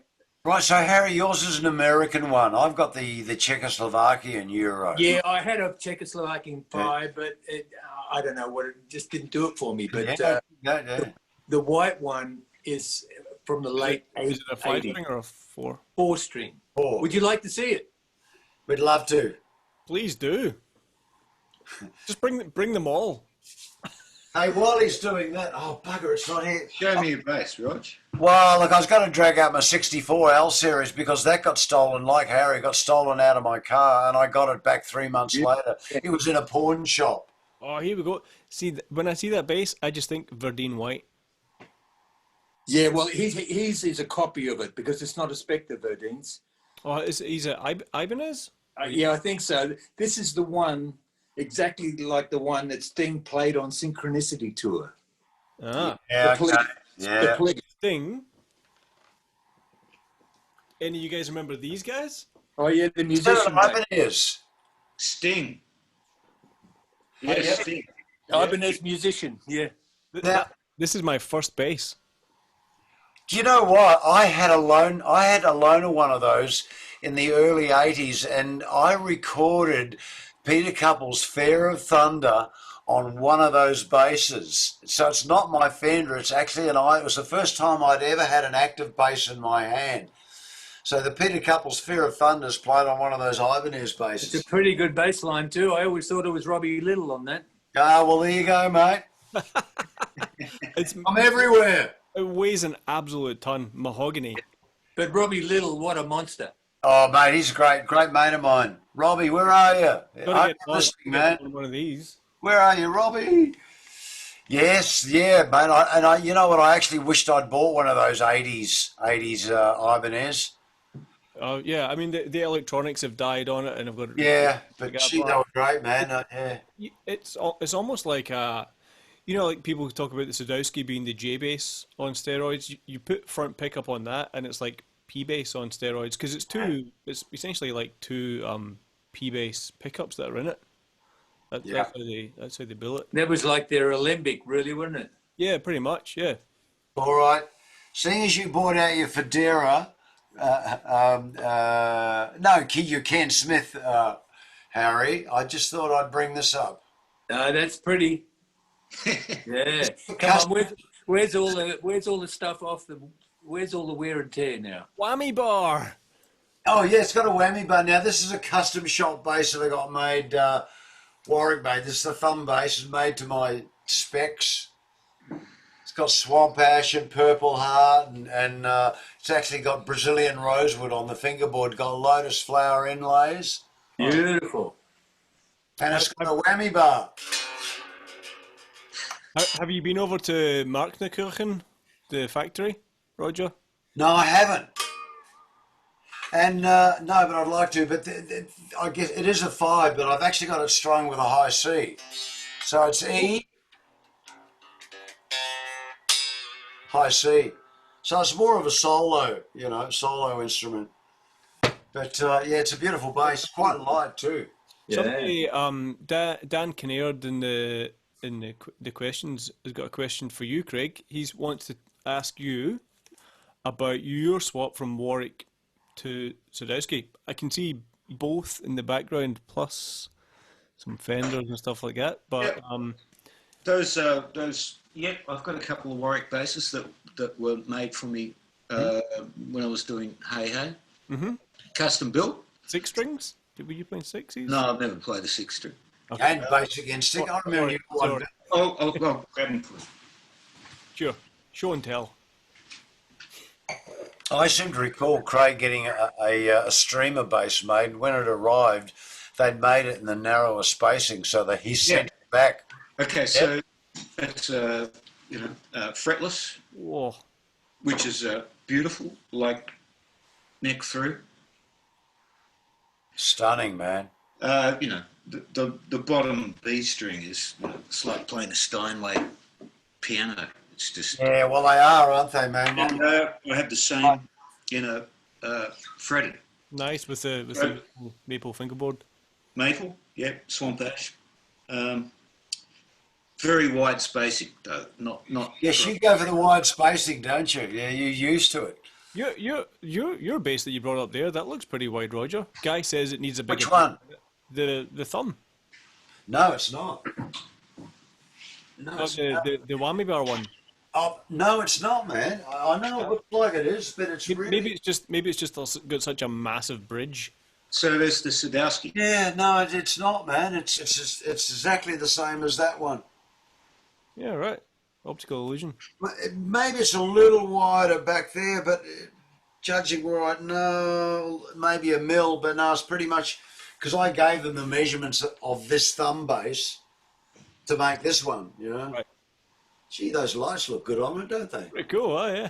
Hey, I must take this with me everywhere I go. That's a pretty sexy top on that, Craig. Is that like a tiger? Maybe? So what was the question that you fired at? Originally, the question was just about your change from Warwick to Sadowski.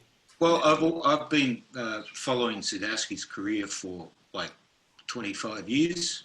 Marcus, I guess. Because, Marcus was a big influence, Will Lee, and all those guys were, all the session cats seemed to have Sadowskis. So I was lucky enough to be in New York in 2009. So I went to the factory and I spent a few hours there. and I got him to make this up for me, and he sent it back. It was arrived at my house about 5 months later, and he kept me updated with the building of the base, and that's how that evolved. I mean, I've always been a Fender guy, so this is a natural progression for me for a 5-string. It feels really comfortable. Looks cool. Yeah, well, Sounds great. Hey, What was your, check out my Jimmy bass, Yo, the Jimmy Precision. so what? That's copied off Jimmy's one of Jimmy's Strats. The paper. I was actually going to bring up Jimmy a few minutes ago because it was his anniversary of his death a few days ago. Yeah. Well, He's probably one of those people that we all wish we'd seen live. But it's so short, his life. But yeah, so short, but just so impactful. You know, even today. I think there's never ever going to be anyone like that ever again who's going to be that famous or that great. And I think it's actually got a lot to do with the fact that he did only last 3-4 years, because had he stayed around, he would have melded into being like Stevie Ray Vaughan or one of the others. But because he was like a rocket, you know, the brightest stars, brightest sharts. just like the guy in Free. Brightest stars. Paul Kossoff was like that. Paul Kossoff, you know, he only had a few years, and Well, actually, think about it. How long was the Beatles' career? 10 years? about no, not even. About 8. Isn't that just kind of mind blowing when you think about it? Yeah, absolutely, man. Incredible body of work from like 60. 65 to 70, unbelievable. Yeah. But still, I saw McCartney here in Melbourne a few years ago, and it's like, man, at 70 plus, it's just absolutely amazing. Well, Harry can do it. It's an inspiration. Yeah. so how's this one for you guys? This is a bit worn. Oh, that is cool. Where'd you get that from? In a bit. Like I've worn a hole in the bottom of that from. Too good. Ah, And I bet it's light too. Oh mate, older, beautiful. Older. Beautiful bass. what year is it, man? 64. Wow, I haven't got my 64 Jazz. My 64 Jazz is really light, ridiculously light. And I've got a 63 fretless tucked away back there. You ever tried the 64 with the labellas? Because then that's Jerry Jamott for you. No, Jerry but Jamott. I'm going to do that, man. Yeah, wait till you hear the sound on that. That is the classic, those Aretha Franklin tracks, you know. If you're listening, get me some strings. Get me some of those strings. Keep talking. Well, you know, My address, get them set. they're really something to take on as well, because you've got to cool. play them. But the sound is like 3 times as wide as what you're used to. You know? Wow. Right. So maybe while we're on the subject of basses, could we move on to rigs, amps and stuff like that? Harry, are you a Wayne Jones player? You bet. I love Wayne Jones stuff, you know, and whenever I've got a gig that warrants his amp, there's something, it's almost, his amps sound like they've already got a sub with them, which is amazing. You know, they really got that bottom, it's addictive too, the bottom end. Yeah. I started catching on to Wayne Jones cabs about 10 years ago, 12 years, the early cabs. Yep. And you put a power amp with one of those cabs and it's like, wow, it's just mind-blowing. You don't hear that sort of quality very often. It gets addictive. And I think the stuff with the Wayne Jones thing is you don't need to run it hot to get that oomph. But Yeah, well, you know, his preamp that he uses with that, I use everything I record in my studio goes through that preamp. yeah, Right? It's just sensational. yeah. I mean, Roger, I know you think Class D's crap. So does that mean that What's crap? Class D? I'm not a fan of Class D amps, generally. But the Wayne Jones stuff is Class D, is it not? Yes, it is. The amplifiers inside the cab. You mean the powered cabs? Power cabs and the powered heads that he does as well. Yeah, yeah. They're kind of that's like the top range of that world, I guess. Look, it is, and I've played through. In fact, I've been waiting. If you're listening, I've been waiting for the COVID lockdown to finish. He was actually going to drop round one of his preamps to me, so I've been waiting for that to arrive. Yeah, nice. Yeah, I don't know what it is about Class D, man. It's just not me, you know. It's too clean, and it just doesn't. I think I really do love my Warwick Quad 6 amp, which has got a valve front end and MOSFET power amp. And Well, I don't think I've heard you talk about that much. oh, well, that's what I've been using for the last 10, 15 years. Yeah, I don't like Galley and Kruger. I always thought that they were pretty ordinary. I didn't never like their tone circuits. I just thought that they were really gnarly. The size of it. I know, I've tried the Warwick ones like that. Look, they're all wonderful and small and lightweight, and I'll just leave it there. They're lightweight to me, you know.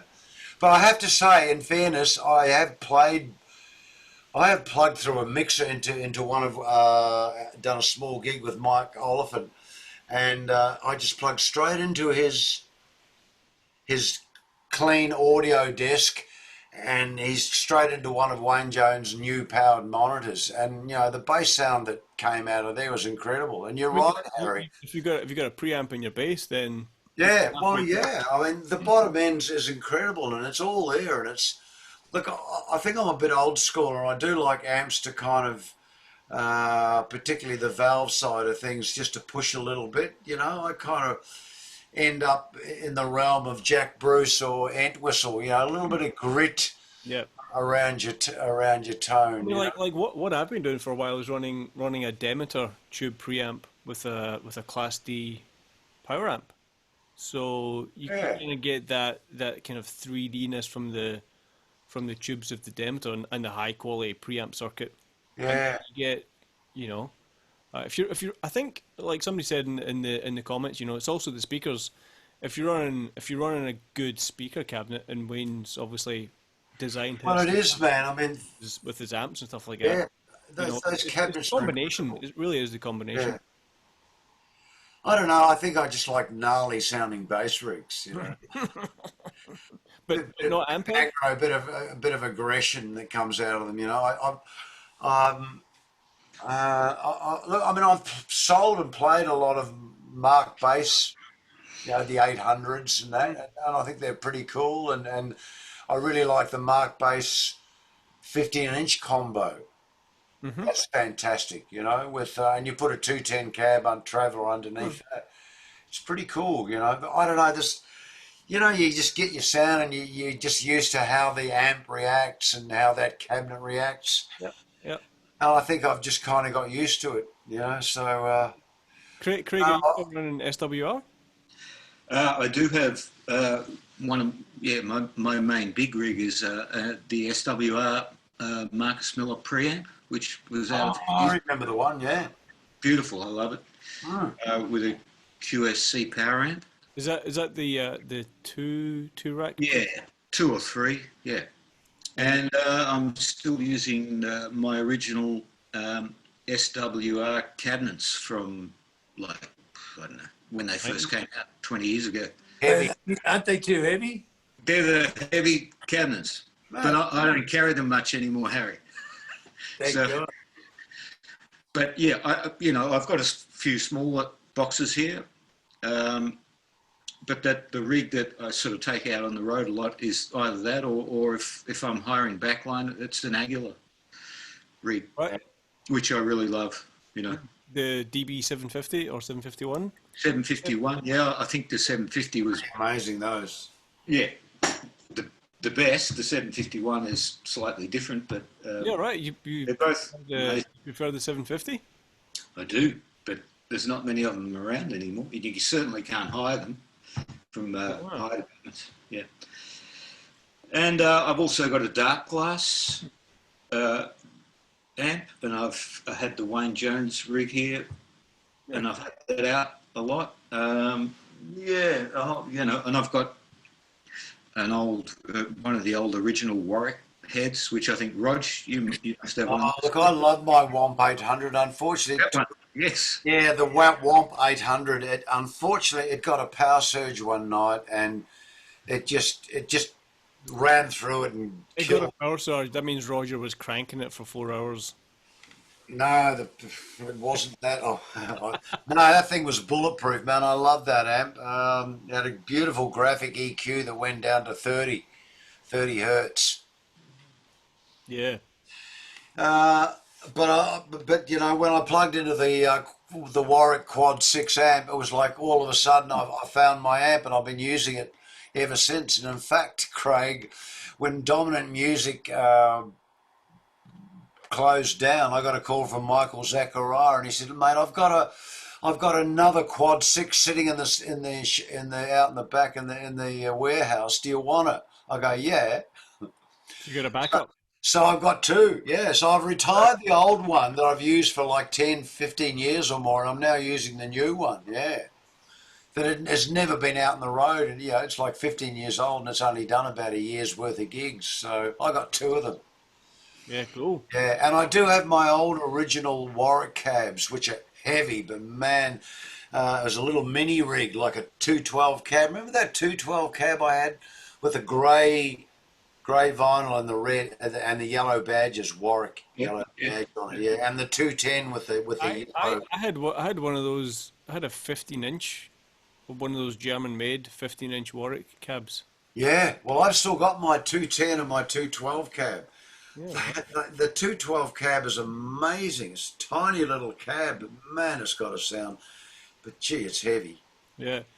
Harry, what size cone are you using? 10s? I've got a 15 Mark bass. I've got Yeah. 3 210 Mark bass boxes. I've got an orange 210, which is one of those ones which is very small where the speakers are facing each other. Oh, Behind, yeah, dual contents, yeah. That's my lounge room amp, which Isobaric, aren't they? that's it. Isobaric. Yeah, I've got so.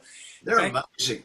Well, about 25 years ago, the problem was I was blowing JBLs and EVs all the time, so it was always back to the next recone, and basically, because playing with Kevin Borich and people like that, you sort of still got to pump it out, and I didn't have the real rig. I tell you, I was in Adelaide in the early days, and my rig carked it, and Phil Small came up and said, "Listen, I got a great rig. Just give me 10 minutes." And he got the roadies to bring the whole chisel bass rig, which was this amazing bow Fender amp with these beautiful Fender boxes. Oh, amazing. And so he set that up, and basically I was like, unbelievable. And so Phil is just a sweetheart. He just came to my rescue. Wow. cool. So cool.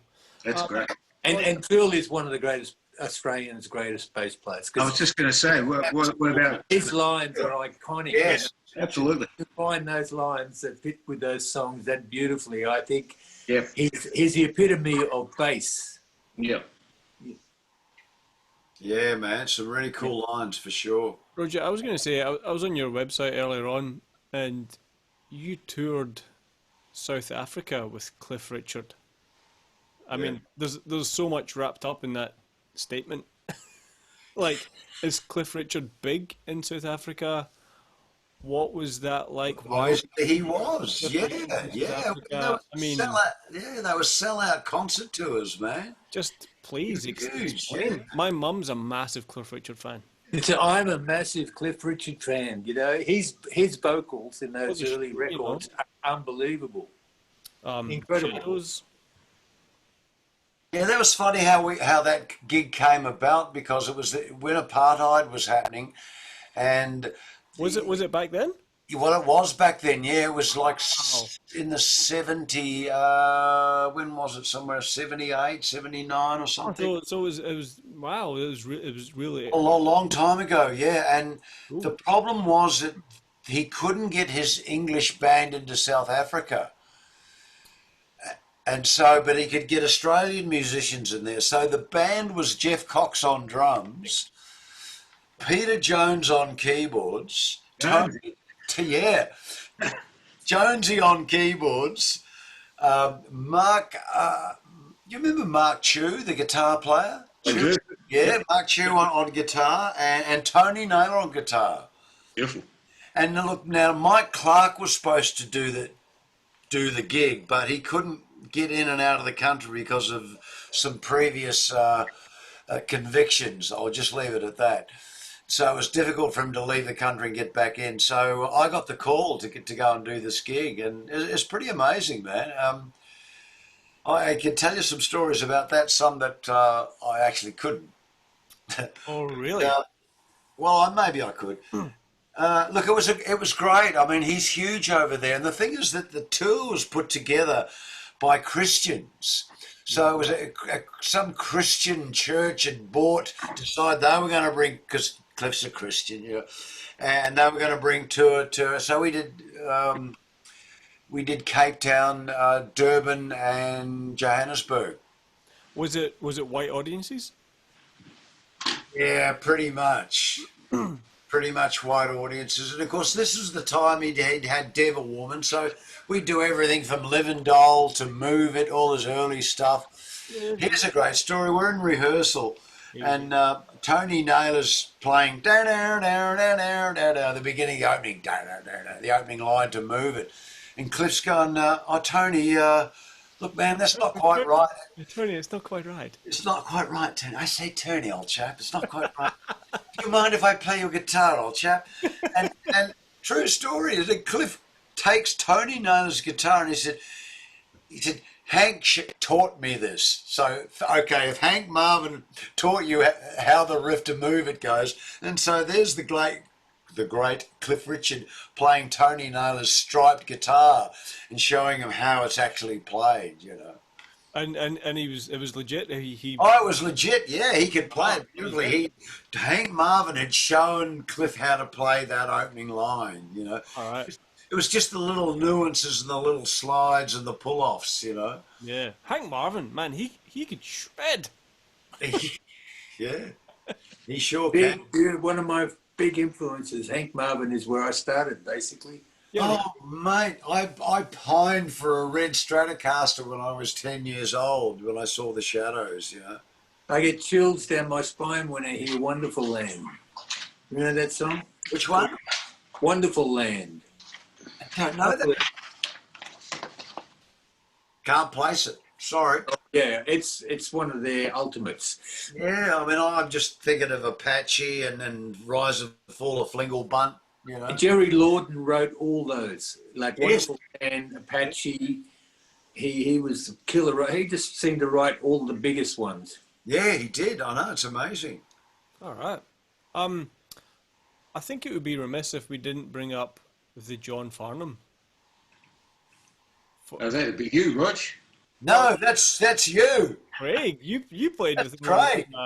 on his tour. Well, look, mate, I got a lucky break. It was, I mean, the recording of, that album is just amazing, Whispering Jack. But basically, I just got a call. I think De Hirschfelder might have dialed me in. Basically everything on that album is programmed.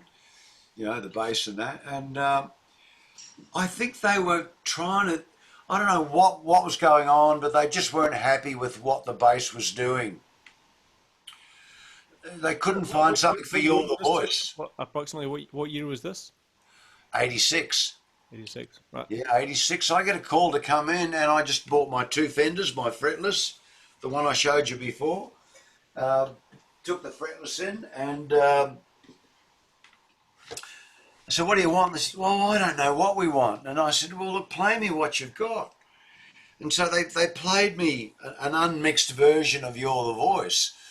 And they had a bit of like programmed DX7 bass going, dog, boom, boom, but I don't think they were just maybe just searching for something. And I don't recall hearing anything to go by. It was like, look, we want you to emulate this. It was like, look, you come up with something.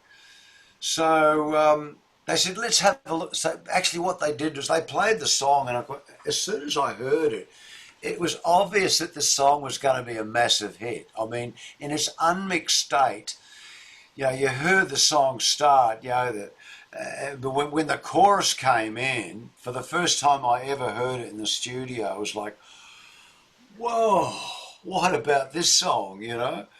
And I'd heard the bagpipe solo in the middle, so I'd kind of heard it, and yeah, hey, McLachlan, the best Scottish bagpipe, Jimmy. And so how I recorded the song in a nutshell was they said, let's do the choruses. So I did the first chorus, you know, down the barrel of a gun, and I had my fretless, and it's that classic, I better play something, you know. And I, for some unknown reason, I had the bagpipes, that kind of droney thing going on. And so my entry line into the, and I should plug the bass in, I don't know whether you'll be able to hear this, it'll sound just as bad as Harry's did, you know, with it. But that... What are you saying, Harry sounded bad? Well, when I say you sounded great, but... Come on, man. What? Let me redeem myself. What I mean is... even worse than Harry's, man. Yeah, it was really shit ass, Harry. No, look, we couldn't... You played so hard that the compressors kicked in, and all we saw was... But we couldn't hear anything. Anyway, so that entry, that kind of rolling... There's all octave slides, you know.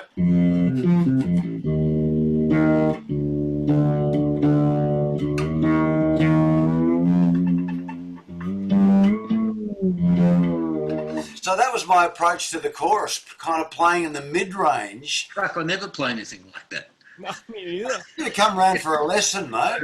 I better come round. I know, you better. I've seen you play it. Nowhere near how I play it.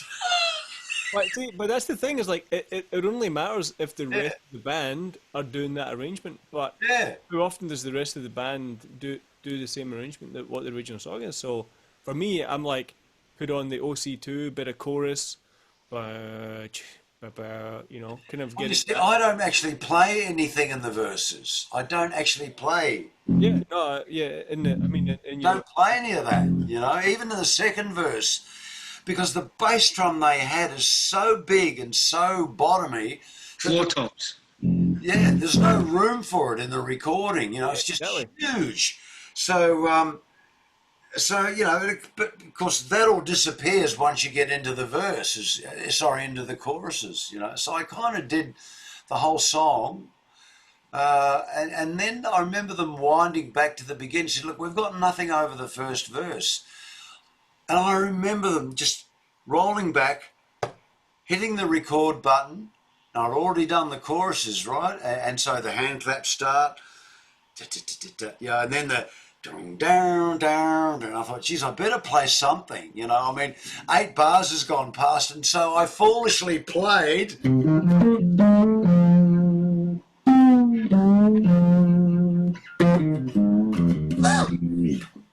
And that's what I played. It was just me having a bit of a jam. Along, yeah.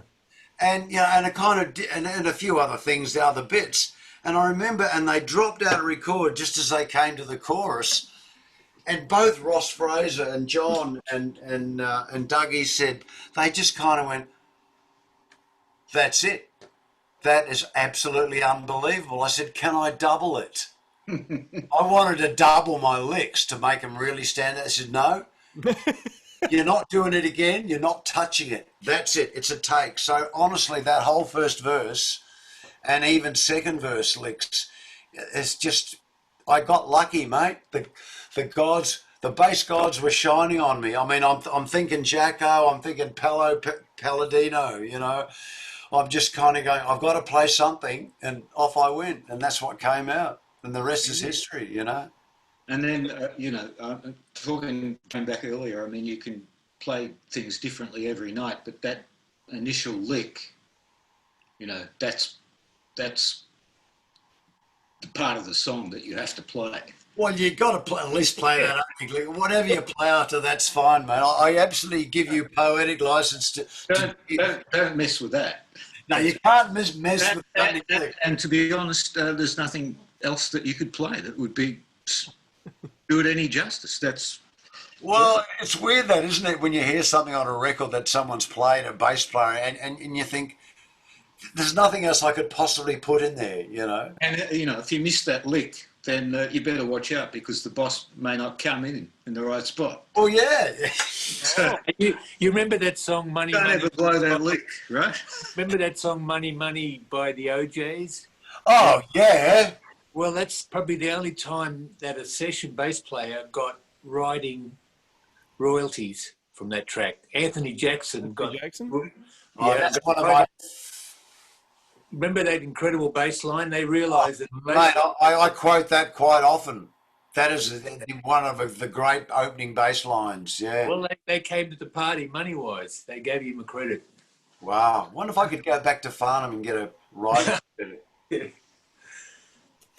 All right, we'll start a GoFund campaign, eh? Oh, mate, I've got a lot of kudos out of that track, and of course it was all over so quickly. Like I did that, and then I put some bass on A Touch of Paradise. Great song, great Ross Wilson tune. Yeah, the great Ross. My only beef about that is that I wish they had have actually mixed the bass a bit louder in both of those songs. The bass is back in the mix, And I'm thinking, wherever I lay my hat is my solo time. Yeah. I heard that when he recorded that, he was a tone down. Who was? Pino. That's why he got that incredible sound. Oh, right. So it's Tuned toned down. Yeah. Wow. There is something to be said for you hear stuff drop D, E flat, even like the strings have a different voice. Oh yeah, great. Yeah. They balloon out more, don't they, for sure? Yeah.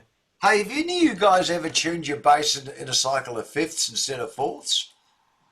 Don't be crazy. You want to try that one day. It's weird because it really does your head in. Yeah, like a cello cycle of fifths or a violin.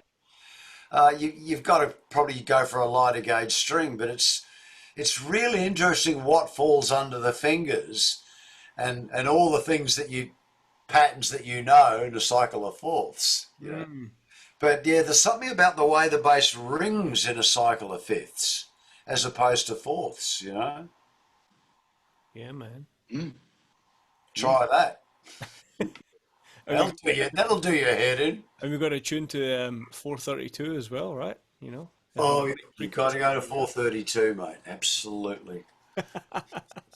Yes. Well, can you guys believe it's been 3 hours and 15 minutes? God, it feels like 5 hours. No, it feels like about an hour and a half. Yeah, I was on half an hour early. It's been. Is there actually anyone watching? There's 30 people have hung in, and I haven't even looked at any of the comments. Mitch is here. Andrew Fry is here. Mitch, Nancy, hey, brother. Powers, Farah, Guy Palmer, Mark Perrick. People. Paul Matthews, Craig Strain. Oh yeah. Yeah, I'm here. Oh yes, Craig Strain's there. Yeah. Wow.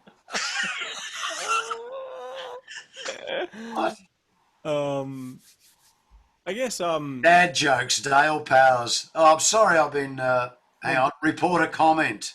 it's like Cancel. I leave the room for 2 minutes and the dad jokes happen. I know, they did, yeah.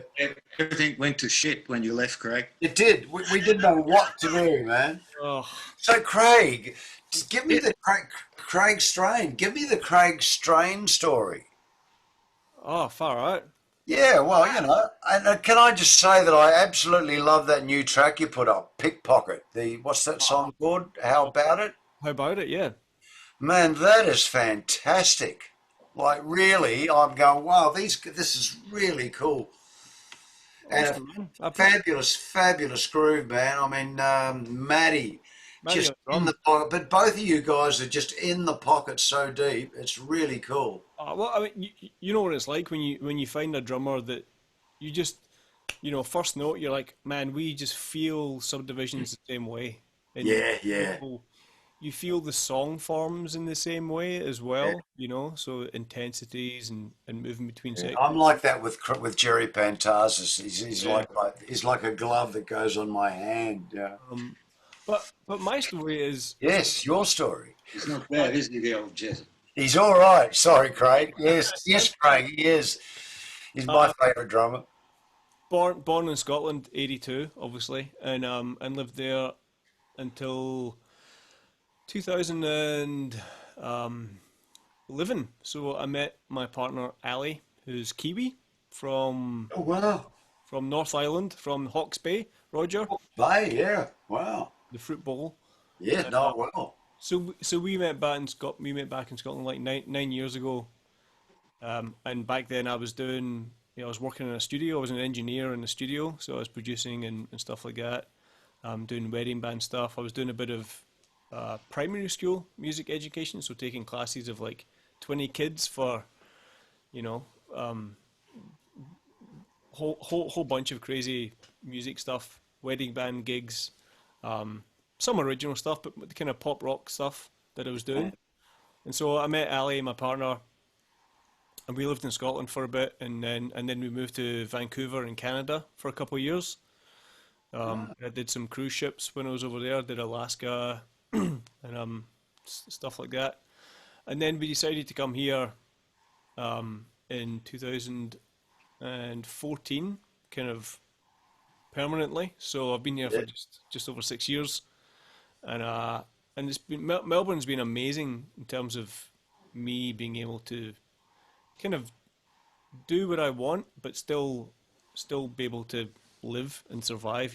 Like imagine if I was in London or New York or Berlin, any of these kind of like real big music hubs, you just kind of get swallowed up and spat out.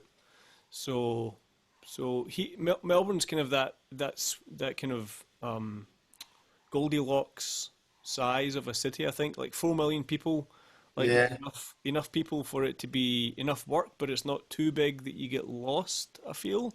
Yeah, you're right, Mel. I mean, and there's always been a great music culture. I mean, really, and in Sydney as well, obviously. But and people have been so. I think that one of the things that struck me is like people are really willing to give you a chance. Here, like I'll meet, first couple of years I was here, I'd meet somebody and say, "Hey, I'm a bass player," and then a couple of months later get a call and go, "Cool, here's your gig." It's like. You say you're a bass player, here's your chance to prove it, kind of thing. So that's been good, and I learned a lot. A lot of trial by fire. One of my first gigs here was playing with the Grand Wazoo. Okay, yeah, that's trial by fire. Yeah. It was a trial by fire. My bass hadn't even arrived yet from Scotland. I was filling in for Barney Loveland. Who I kind of knew from doing ships. We'd never met, but we had mutual friends. So he was one of my contacts when I first moved here, and he couldn't do this Grand Wazoo gig, so he called me for some reason. I don't know. I guess everybody else in Melbourne must have been busy. I was like, I'd love to do it, man, but my bass isn't here. So he gave me a 60s jazz, and I caught the tram, Fabulous. the Blue Diamond, with my little Eden 112 cab and stuff like that, and did the gig. And yeah, that was one of my first gigs. And then Pat Farrell, another guy, another good friend, he gave me some gigs, and yeah, it just kind of grew from there. But I always wanted to kind of do my own thing. Like I'd been a sideman so much and done lots of stuff for other people. But ever since I'd been playing music, I always wanted to do my own thing. So when I was here and I saw the caliber of musicians that was around me, I was like, I could probably put together something and try and make them play my music, trick them into playing my music. And so that's been Pickpocket. That's been my man, that's cool. my passion and stuff like that. And yeah, so we've done 2 albums that I've produced, and then we've got another one on the way. So we're just releasing a couple of singles, and yeah. So the last one's How About It, and Alex Howroyd, who I know you're friends with Big and Horny. Mad Alex, I love Alex. Amazing. Isn't he an amazing musician, Alex? I mean, he comes into Big and Horny with his trumpet, and it blows everyone, pardon the pun, blows everyone away with his trumpet playing.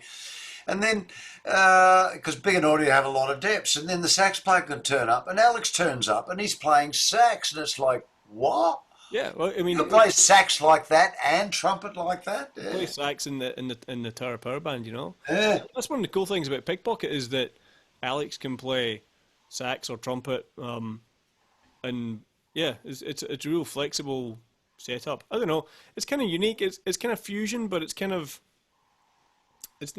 but it's funk, but it's not like a straight up party funk band.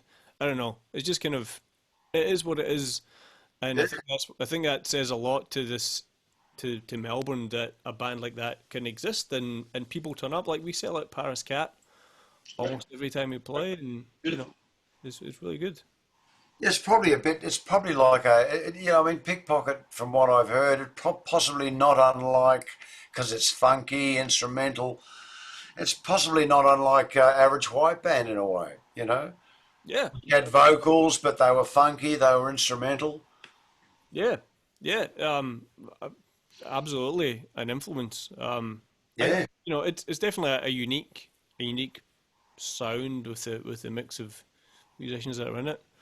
And just you know get involved in the scene here, in the Melbourne scene. Like started the Melbourne bass players page because you know there's like guys like you, Roger, and Craig, and Kim May.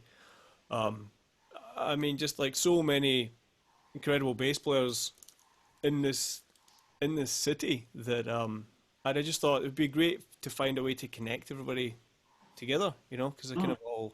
And what a great thing that you're doing. I mean, that is something yeah. I get a chance to sit here and fantastic. talk shit for 3 hours. You know, that's great. Yeah, but and people enjoy it, you know. Yeah. And that's one of the good things about Facebook and social networking and stuff. And I think, you know, it does get a lot of a bad rap, and we do abuse it, but it can be used for good. And I think this is a good thing, you know. Like it's Friday night, in Melbourne in September.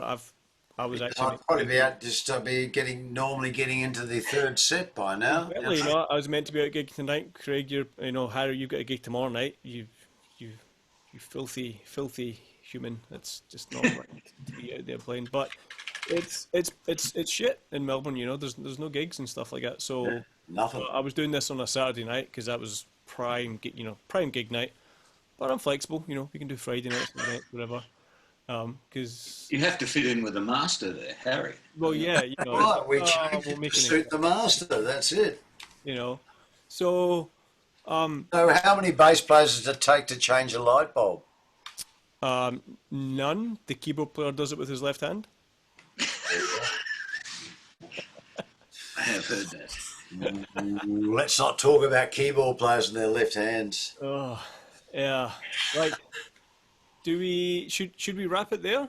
Yeah, I think we probably should. Yeah, we should before it gets. Otherwise, I'll bring out the corny jokes. Nah, don't need that. And Harry's going to play the bouzouki. Yeah.